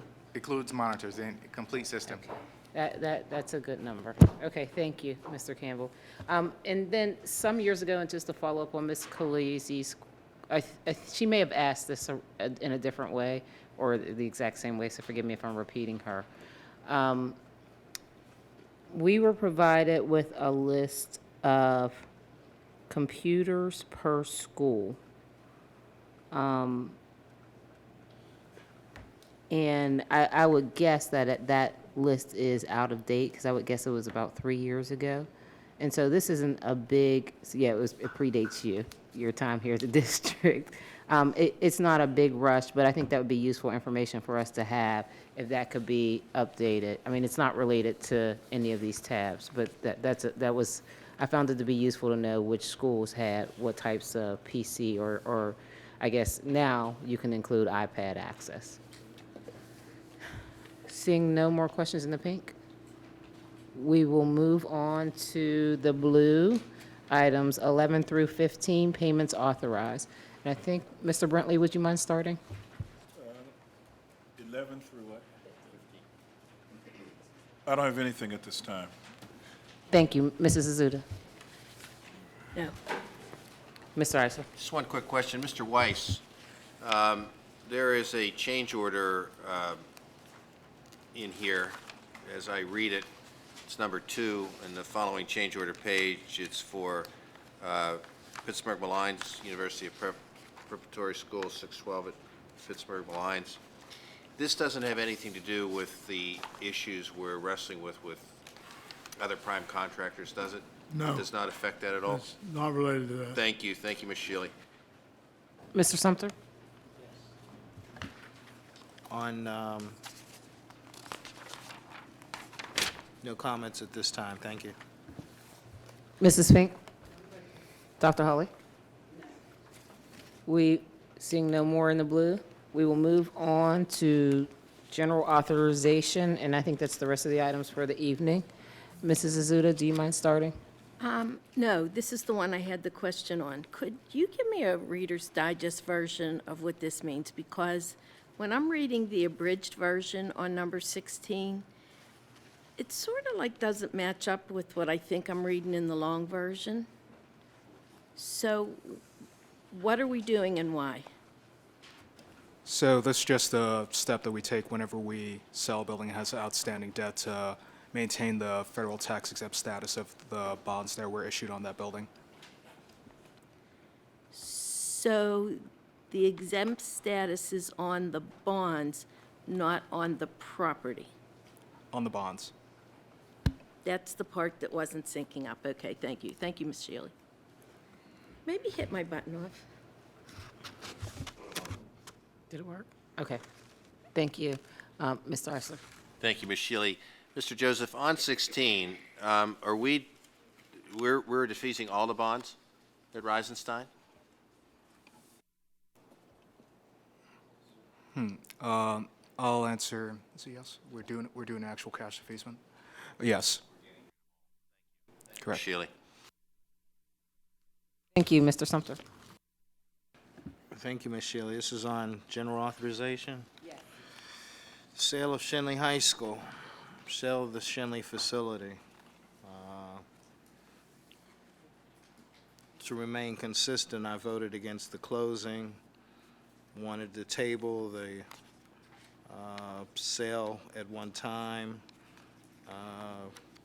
The bids were too low the first time. The second time the bids came in, it's interesting that the exact same bidder from the first time is the bidder the second time that was recommended, and it seems that if there is no price, they give you one, and if it's too low, you reject it, but if you set a threshold, they come in just above. We hired a company to seek out bids for the building and wound up with the same bidder. I can recollect asking at a business and finance committee meeting if the board could have input on the upset price of the building, and I was told at that time that that opportunity would be provided, and possibly at another business and finance committee meeting. That didn't happen, and the building went out for bid. My concern is that I feel that the upset price was too low, that the bid coming in is too low. I received and I think other board members received a communication from R. Daniel Lavelle, who's the councilman, who expressed concern over the use of the proceeds from the sale of the building first, or his first comment was he recommended that it stay as a school, and if not, if it were to sell, that the proceeds would be used or dedicated to various projects at Malines or in the Hill. I don't know if he said the Hill, but I know Malines was mentioned. Because of school law, and I believe the debt is $4 million on the building, is that correct? I believe it's slightly less now because of the passage of time.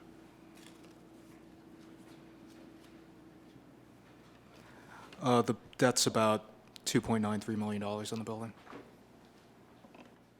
That's news. Therefore, the remaining amount, 2.1 million or thereabouts, 2.2 million, must be used for capital projects. Is that correct? Capital projects or capital projects or paying other debt service are the two options. So it doesn't have to be directly to debt service for Shenley. It could be used to pay down our other outstanding debt. Okay. Or for capital projects. Okay, yes. but the payment that is received has to first go to retire the debt on Shenley. Yes. Okay, and then the other amounts could be used elsewhere or to retire debt. So Correct. that we could dedicate those funds to a particular project, is that correct? Yes. Okay.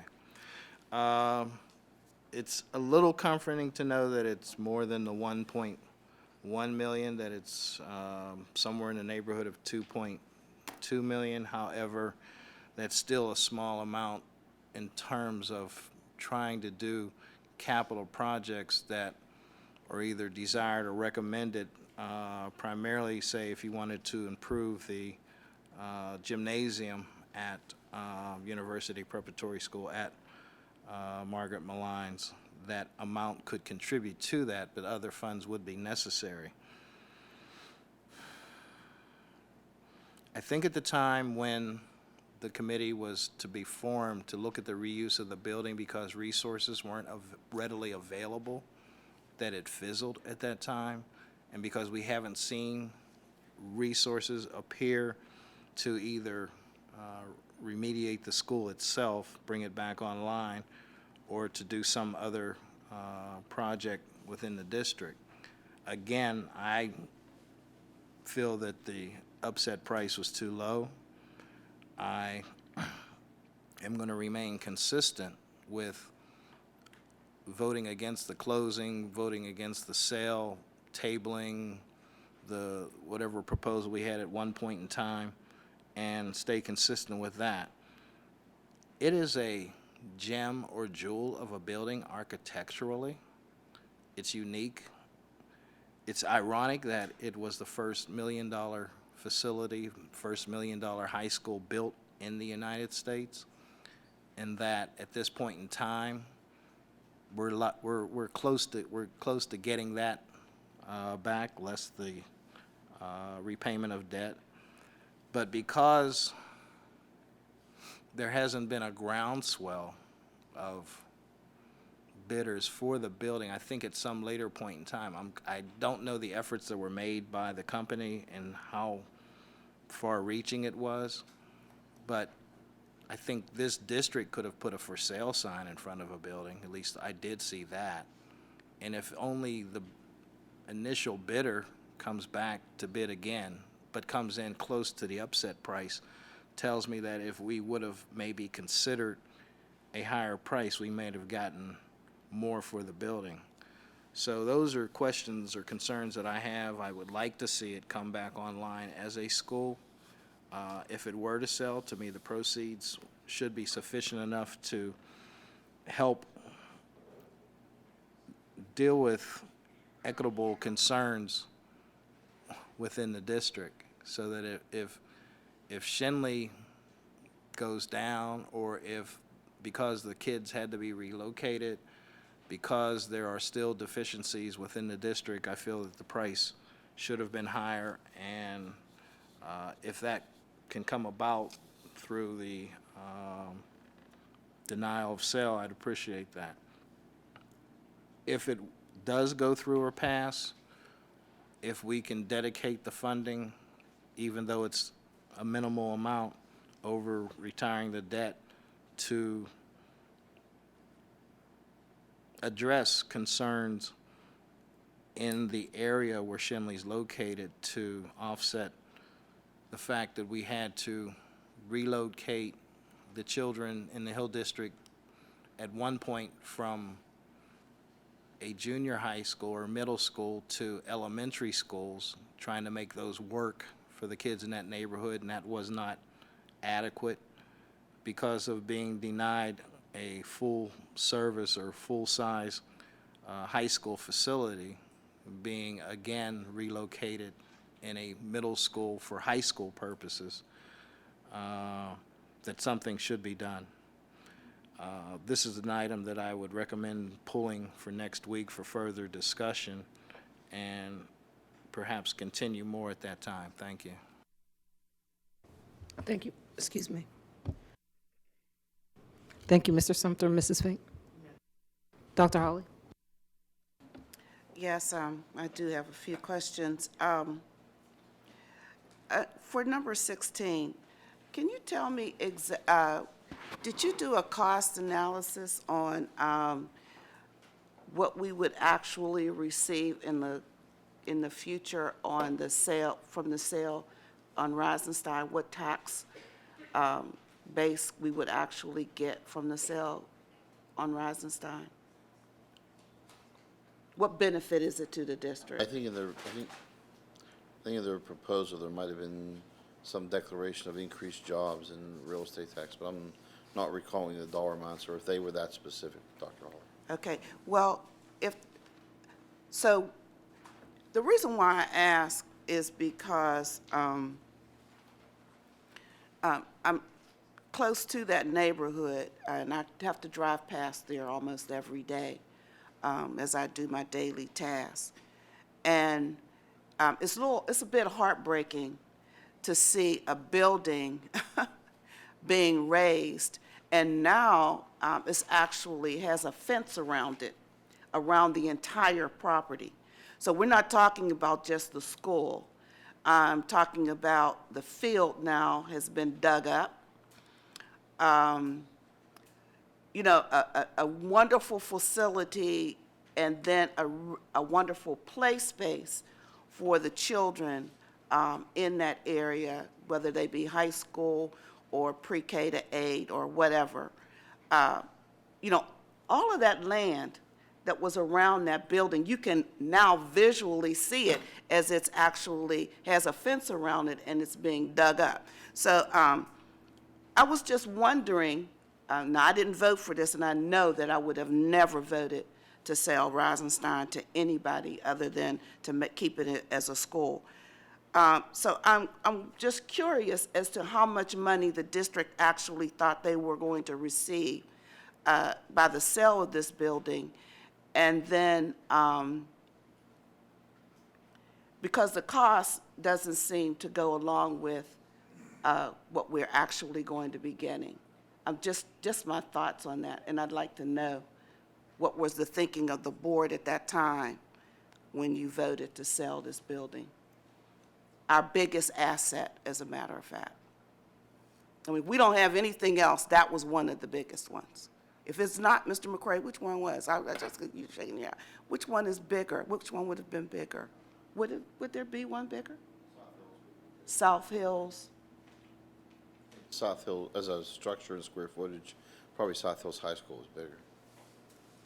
I mean, it's closed much long, I mean, it was decades ago. Oh, yes, I know that. Okay. Excuse me, Dr. Holly, because can I ask Mr. Camardo, maybe part of your question he can answer is around, when does that come back on the tax rolls? I think that question about how much we didn't weigh, we just knew it was going to be coming back on the tax rolls. We knew it was going to be residents, and we knew that there were going to be commercial properties there. And we knew that they were bringing into the people who live there, were bringing wage taxes also. But that wasn't given to the board and say, vote for this because 10 years from now, this is what it will generate. I don't have that. It's, you know, that'll be a speculation. I imagine from the Bakery Square 2 information that is being touted by so many right now, that's part of some of their information they're sharing. I'll try to find that. It's just so deplorable that children and there's such land around the building for children to use that space. And a lot of our children are in schools that have no space around them. I mean, nothing around, it's nothing but concrete. There's nothing there. So I was just interested in that. Okay, now I'm going to go to Schenley. Yeah.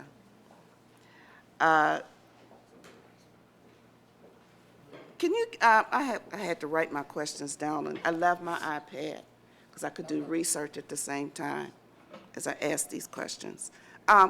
What would the account for a cost differential of $30 million between the estimates that you sent to us on Schenley for the same use as a school? Help me a little bit on what you're comparing. The renovation costs at Schenley. The two that you, one was close to 60, 59 million, the other I think was 53. But there's a $30 million difference between making it into apartments as opposed to making it into I mean, it's part of a school. It's part of when the community meeting, occurred on Monday night. Part of the explanation is we are bound by the requirements for multiple primes, the Separations Act within Pennsylvania.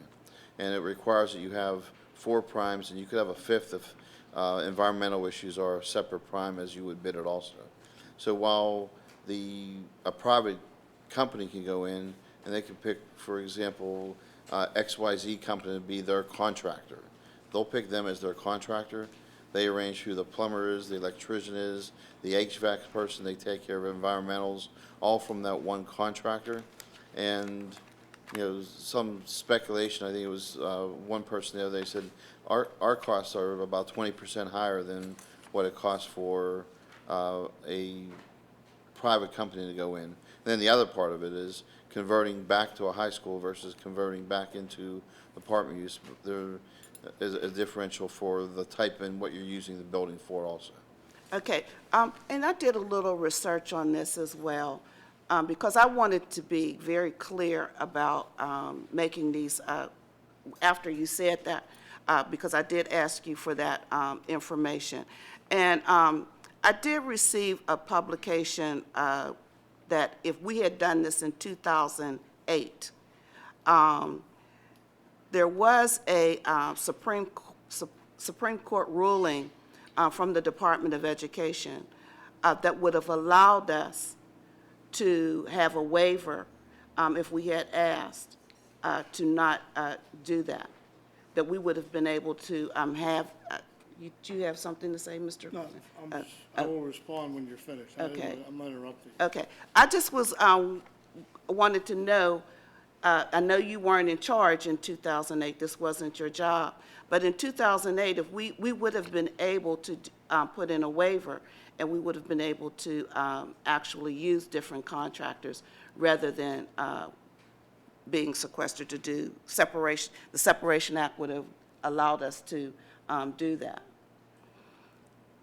I think Mr. Weiss was going to respond. Oh, okay, go I'll let ahead. you finish. I don't want to interrupt. No, go ahead, because I'm getting ready to go to another Okay. question. Well, the school code did have, up until, I believe, 2009 or 10, a mandate waiver provision, which allowed the Department of Education to waive certain sections of the school code on a variety of areas. And there were certain areas that were specifically excluded from the waiver process. One of the areas that the department did waive was the so-called multiple prime requirement. The Separations Act requires that any project on any public building costing more than $4,000 have at least 4 separate primes: electrical, mechanical, general, and plumbing. Right. And as Mr. Camarda said, the department has now required a separate prime for asbestos removal, although that is not part of the Separations Act. But if you have a Plan-Con project and you want their approval, it's got to be separate. What occurred was that in 2008, there was a lawsuit filed by a contractors organization in eastern Pennsylvania against the Department of Education and a variety of school districts that had received these waivers, claiming that because the Separations Act was in another statute and not in the school code, the department had no authority to waive that requirement. That case was ultimately decided by the Pennsylvania Supreme Court. I think the name of the organization was Associated Mechanical Contractors, but don't hold me to that.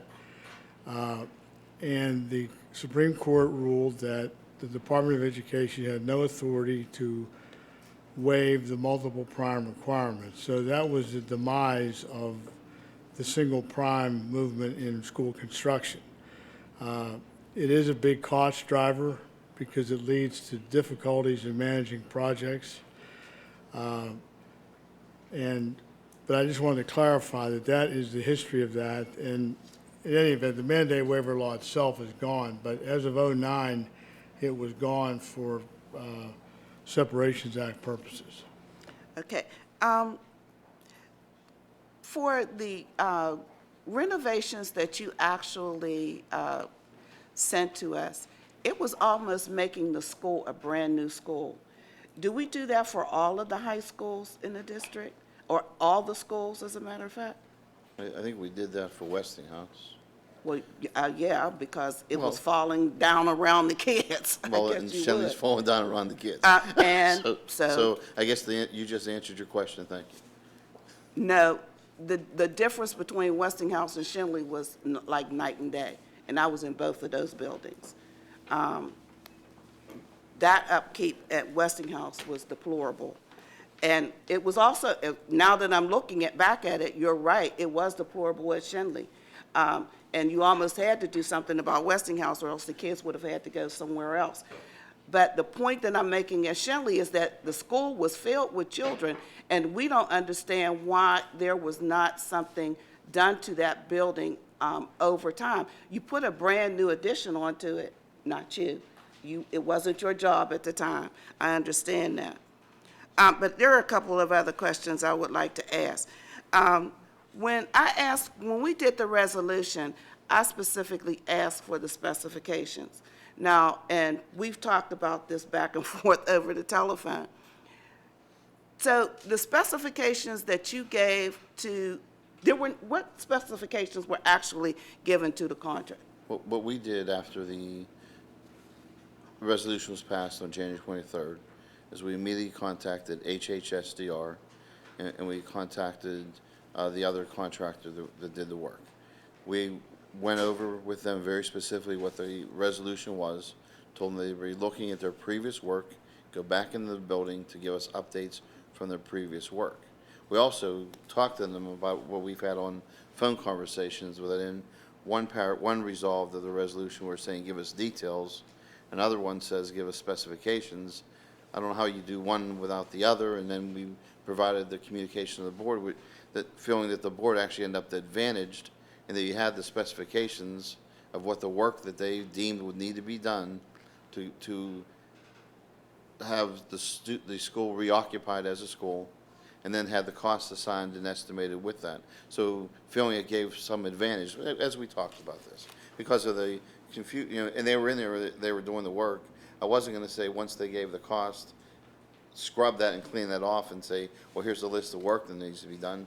We gave the board and the public the advantage of seeing, here's the work that is prescribed by the experts that needs to be done to reopen as a school, and here with the costs associated with those. So in other words, then, the contractor actually made the decision on what needed to be done in the building. We didn't tell them, for example, I want you to do X, Y, and Z, or just for example, as I mentioned to you before, I put in a new bathroom at my house. When I was talking with the contractor, I told him specifically what I wanted done in the bathroom, how I wanted the bathroom to look. So he didn't come in and say, oh, this is what I'm going to do in your bathroom. I told him what I wanted done. So are you telling me that the contractor comes into the school district and he tells you or us, the board, what needs to be done in the school? Because of the building conditions, because of the resolution that was passed, because of the reports that previously been provided by both HHSDR and Astorino, they returned back to their reports to update their reports by a return back to the building to assess what had occurred within the building. They were given the assignment to try to reduce and minimize what those costs were, do as minimal, walls and other, as the resolution dictated, and then you would have another architect have to come in to do the work to specify to these individuals, here's what we think needs to be done, because within our facility staff that we have left, I don't know how she go and put together, it's a little bit harder than, like if I want to, do a kitchen remodel or a bathroom in my house, and I know how much I want to spend. I know that, and I'm not, yes. because the guy that comes in and says, and looks in my house and says, $25,000. And I said, for what? He goes, don't worry, $25,000. I said, I'm not going to worry. I want these things done only. $25,000. Well, I'm going back to a contractor that does, like you said, I spec out what I want done. The houses and kitchens and bathrooms in our houses end up being a little bit different. We had the advantage of the work that was done by these, two companies before. They went back to what their work was, and then we followed what the resolution was and worked very closely, with providing, the facilities, took them back into the building, toward what had gone done, what had happened to the buildings, and made their updated recommendation. And I don't want people to think that I'm just talking about Shenley to hear myself talk. It really is about children. What is in the best interest for the children at that particular school. And I want to remind not only the board, but I also want to remind the public, or at least inform the public. Shenley was one of the highest subscribed schools in the district. There was always a waiting list in order to get into Shenley. Even when we started getting charter schools, children did not leave that school. And it's very disconcerting to me that we have a building now that we're getting ready to turn over to be turned into yet high-end luxury apartments rather than becoming a place of learning. So, you know, I have several other questions, but I don't want to belabor the time. And I won't be supporting anything for Shenley other than it becoming a school. I just couldn't in my heart do that to the children in the city of Pittsburgh. And, you know, I know people want to have these beautiful apartments, but I just can't do that to the children in this city. I just won't be able to do that. I'm sorry. Thank you. Mr. McCray? Mr. Brentley? Mr. Brentley? Yes. Just questions on the Shenley question as well. First of all, I just want to remind the public that over the last month or so, the different articles and hype that you may have read or witnessed on television or TV was just unbelievable. Some of the things that I found to be very, very interesting, first of all, when you give a contractor the work to do, to go out and solicit and prepare reports, that contractor is supposed to first somehow, some way give a formal presentation to this board. It did not happen. Every other item would come before the Business Affairs Committee, where we as a board would have the opportunity to exchange, raise concerns, ask how did you arrive at certain numbers. It didn't happen. Mr. Brennan, I don't want to interrupt, but can I make one comment? Because you know Yes. you're going to say a few things, so I don't want to have to go back to the very beginning. But the board passed a resolution. Dr. Lane said what and when you would be providing the information, and as she always does, she delivered. Yeah.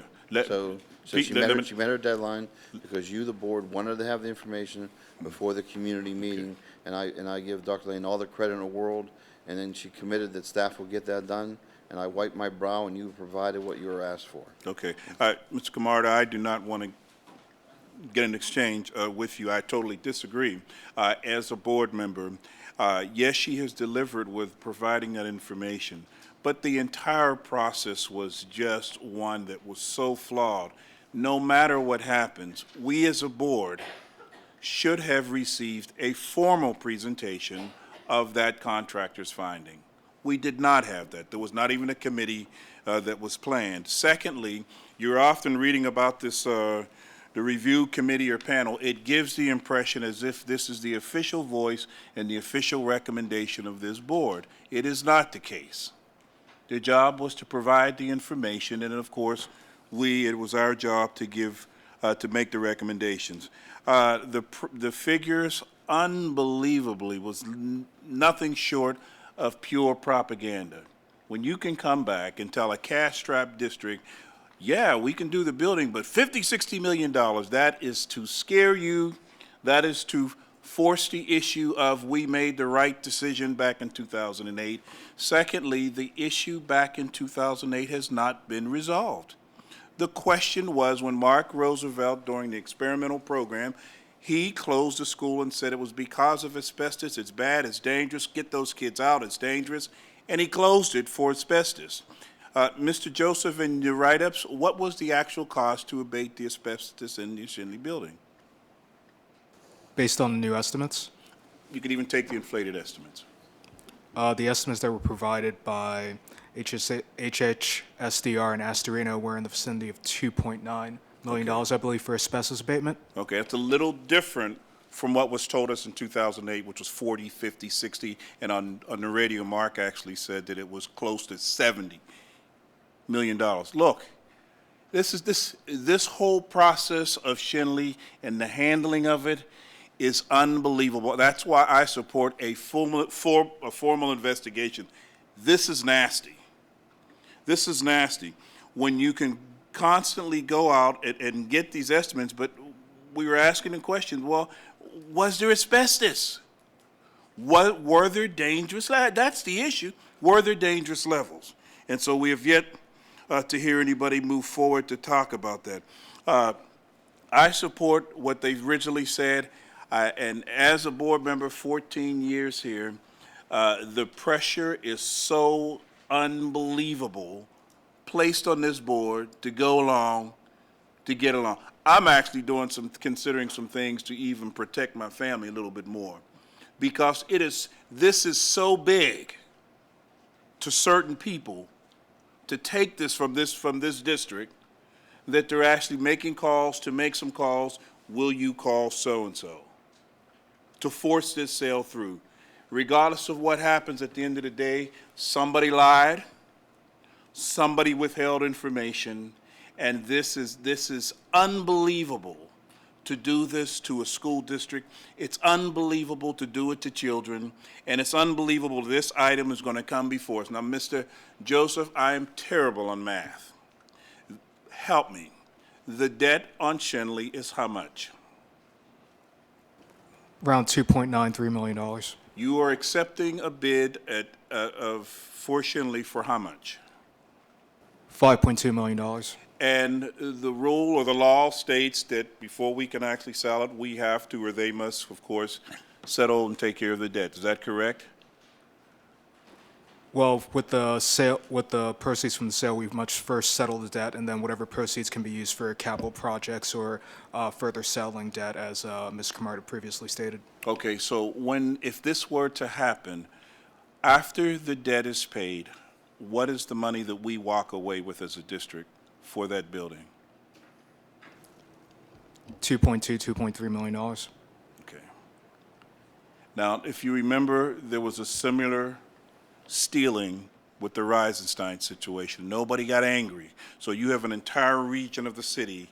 We're wiping them out with their large facilities. So if we ever got on the right track and start educating children again, you don't have any facilities to put them in. Reisenstein and Mr. Joseph, again, my math is terrible, but after everything was settled, we received, is it about $1.1 million for that campus? What was the debt? Reisenstein was 5? It was Reisenstein, we got. Debt was 4. 3.4, right? $3.4 million of debt, right? It's $3.4 million of debt for Reisenstein. So what did we receive? What's the sale price? It was 5. So it was over $2 million of. Is what we received. Yeah. You know, and to the viewing public, you should be outraged at what's handling. And so to the viewing public, again, I would tell you, this is one of those issues you all need to come and get our back, because we are beat down and beat up so bad to go along with this stealing of a wonderful, wonderful facility. You all need to become active, and you need to make sure you need to do what you have to do to stop this. I do want to say, and I'm not going to get his name correct, somebody's going to have to ask me, one of the bidders, Mr. Alexis, was it Edward Alexis? Is that his correct name? The guy from out of town. It was Edward Shenley Alexi? graduate. I'm sorry? Edward Alexi? Yes, okay. I do want to give that young man, haven't met him, give him credit for loving and believing in this district and being so creative with what we could do if we dared to dream. And so I want to give him some credit. He also made some very, very interesting comments in the Post-Gazette Saturday. After the scare tactics of $50–60 million was thrown out there, he said, well, we had our same professional team in the same building, and our figures, I want to say, between $11 to $20 million. How do you not investigate that? And how does nobody gets upset about that? Where's the so-called investigative reporters, or those folks who are seekers of the truth? I mean, that margin, that's almost half of what was thrown out at us. And so we sit here and we say our job is to educate children, but we're not being creative. We're not doing anything new and anything that's different. For me, I would have loved to have all 4 of the bidders to give a presentation. We don't know. We're struggling. We want some things that would bring in more money that possibly would be creative. So I am with Dr. Holly. I will not support it. Matter of fact, I will make a motion, if there's no motion made, that we simply table it or remove it. We asked for it back then, but of course my colleague insisted on tabling it bringing it forward. We asked him and we told him it was going to be very divisive. And of course, it's racially divisive when the vote went down. And we just simply, look, it's going to be divisive throughout the city. And so now we are becoming another spectacle on the internet of giving away a wonderful, wonderful facility for pennies. And so I'm asking my colleagues that if we do nothing else, that we would consider removing this item before us for a vote next week and at least entertain all of the other recommendations that are out there. And there are some, you know, I don't know this, Mr. Alexis. Bring him in. He's raising money for us. He's raising money. He said, hey, I can do this and this. We have so-and-so lined up. We have 4 national elected officials who are going to do some things here. We can do this. We can even offer you more. I said, what do you want? What do you want? He said, we just want the kids to have the experience that I had when I went to Shenley. And nobody engaged him, and nobody reached out and talked to him. So I just hope that next week others would consider that. I had one other point. Oh, then also, you know, how do we accept so little money? We're cash strapped. We ain't got no money. And we're accepting pennies? Hey, you know, did we advertise nationally for this, or it was just locally? It was a national effort. There were individuals who came from as far away as Louisiana and I believe Chicago to view the property on the occasions that it was made available. But the bidders that submitted bids were the ones that were reported. So yes, there was an extensive marketing effort done on this property. And maybe that was a sign to us when the offers came back. You have no business selling this. But Mr. Weiss, included in the bid, did we tell them what the beginning price was or what the minimum price was? We told them in the bid that the minimum acceptable price was $4 million, and the high bid was, well, frankly, over 25% more than that. It was $4 million to 5.2, depending on how you look at it. Now, were we required by law to give that figure? We're not required by law, but if you do not do that, you're going to get a wild range of bids that are lower. I mean, it's worth remembering that every other bid was significantly lower than this one. I'm not getting into a discussion with you about the merits. I'm really not, but I just think it's worth saying that the other bids we received were lower, and this was the high bid. Well, and frankly, I would say, since we're on television, that understanding what your feeling is about the value of the building, the best evidence of value is market, and the market has spoken, and that is what people are willing to pay. Yeah. And that's if we were to sell it, because the highest value of it is the value to the district, especially a district that needs it. My final comment is that I was also disturbed, and Dr. French, if you would please convey, Dr. Lippert, I'm sorry, if you would please convey to Dr. Lane that I was disturbed by her comments in Saturday's paper. And I'm disturbed about the procedures. Dr. Lane, after receiving and sending bids off to the board members, letting us know the figures, you get a packet and you read it, okay, and then she releases a statement. Her statement, we can't afford that and this and this. You are not authorized to speak on behalf of the board. We did not authorize anyone to make that kind of statement. And so it did nothing more but confused the issue. Now you have a superintendent out there telling you that it's too much, bypassing the board. We're just chopped liver or whatever. They don't even listen to us. And she made the statement, and I just said, well, why would you do that? So after that, then I started getting phone calls from reporters telling me what's going on. Didn't even get a copy of the statement. So listen, this whole thing is wrong. I am going to continue to encourage the public, a public meeting scheduled for Monday. You have to come out. You have to voice your opinion. You have to get in the technical side and reach out to folks outside of the city who are willing to come in and to begin to ask the hard questions. Why? Who withheld the information? Look at the money that was spent. You're doing it to Chief Harper. You know, these kids deserve this. And so I'm with my colleague. I will make a motion on the floor and ask that everybody would support it. And then also for folks who are watching to please continue to ask that the truth would come out. Even though if the thing passed, there's a lot of money spent based upon a lie that was said back in 2008 to get folks to agree on that.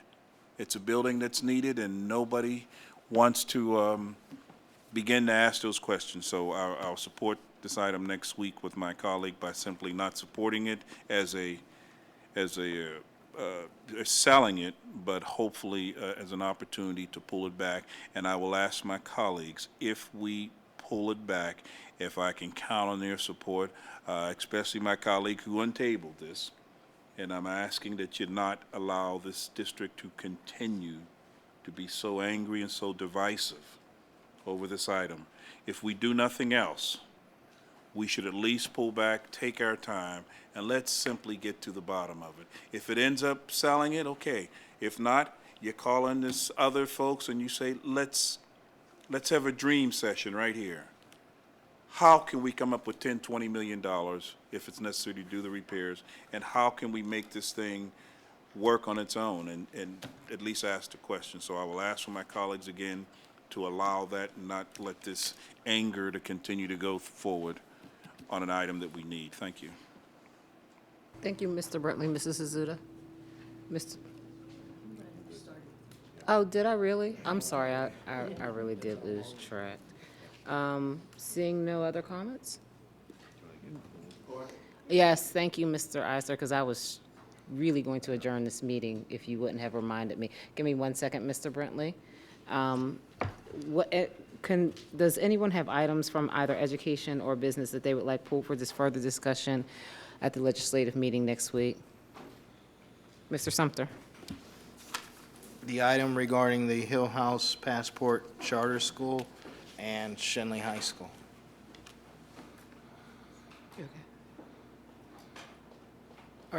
Are you pulling? You're going to give us more, you're going to find out more information. I'm sorry, can I finish this one, please? I Can just wanted to can know I?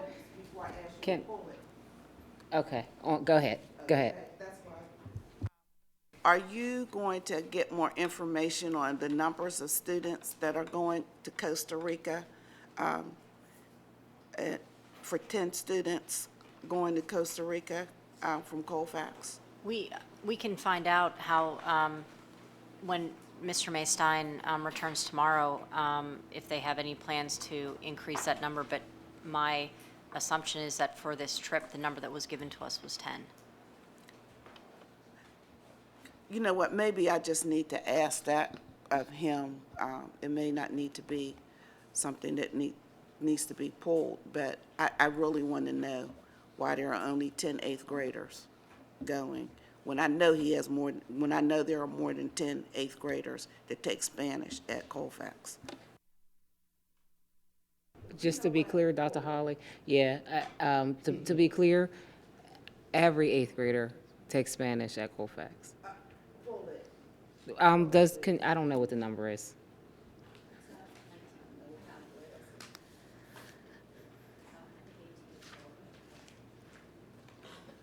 Any other, just on the pool section? We're done with that? Okay, go ahead, Mr. Brentley. I just want to make my statement that I reserve the right to talk about any item next week that's in our agenda rebook that's before us for a vote after listening to my constituents and after the public hearing and over the weekend. So I reserve the right to ask any questions on any items if necessary. Thank you, Mr. Brentley. Seeing nothing else, this meeting is adjourned. Can we please, I'm sorry, and I don't mean to be rude, but can we please be quick, because we're working on 3 hours. I just want to say to the viewing audience, this Saturday is the citywide basketball. Yes, this February the 23rd is the city girls and boys basketball game. I would like to make a suggestions to our staff. A little disappointed in the location. We should find something new and different, one of the universities, to expose our kids to that. But for the boys, I think it's Perry versus Westinghouse. This is the first time that I'm not going in there rooting for any particular team. Over the last 5 or 6 years, both teams have been targeted for some experimental programs. They've suffered a lot of issues over the last years. Both of them can use a win to boost their confidence, and both of them should be recognized for even making it this far after all the challenges that they went through. So, and congratulations to the girls as well, but primarily for the boys team because of all the problems that they've had. Just to be clear. And the girls yeah. too, because it's a balance, I agree, and we're powerful, and congratulations. I think it's the Alderdice for the girls, Alderdice and Westinghouse. 26 years in a row. This is, look, these schools can use the credit for what they've been through. So I just wanted to acknowledge that, and congratulations to all the teams this weekend. Just to be clear, Obama, Peabody. the games start at 11 a.m. on Saturday. The first game is at 11, and the second game is following on Saturday, the 23rd, at Pittsburgh Obama High School. With that, this meeting is adjourned.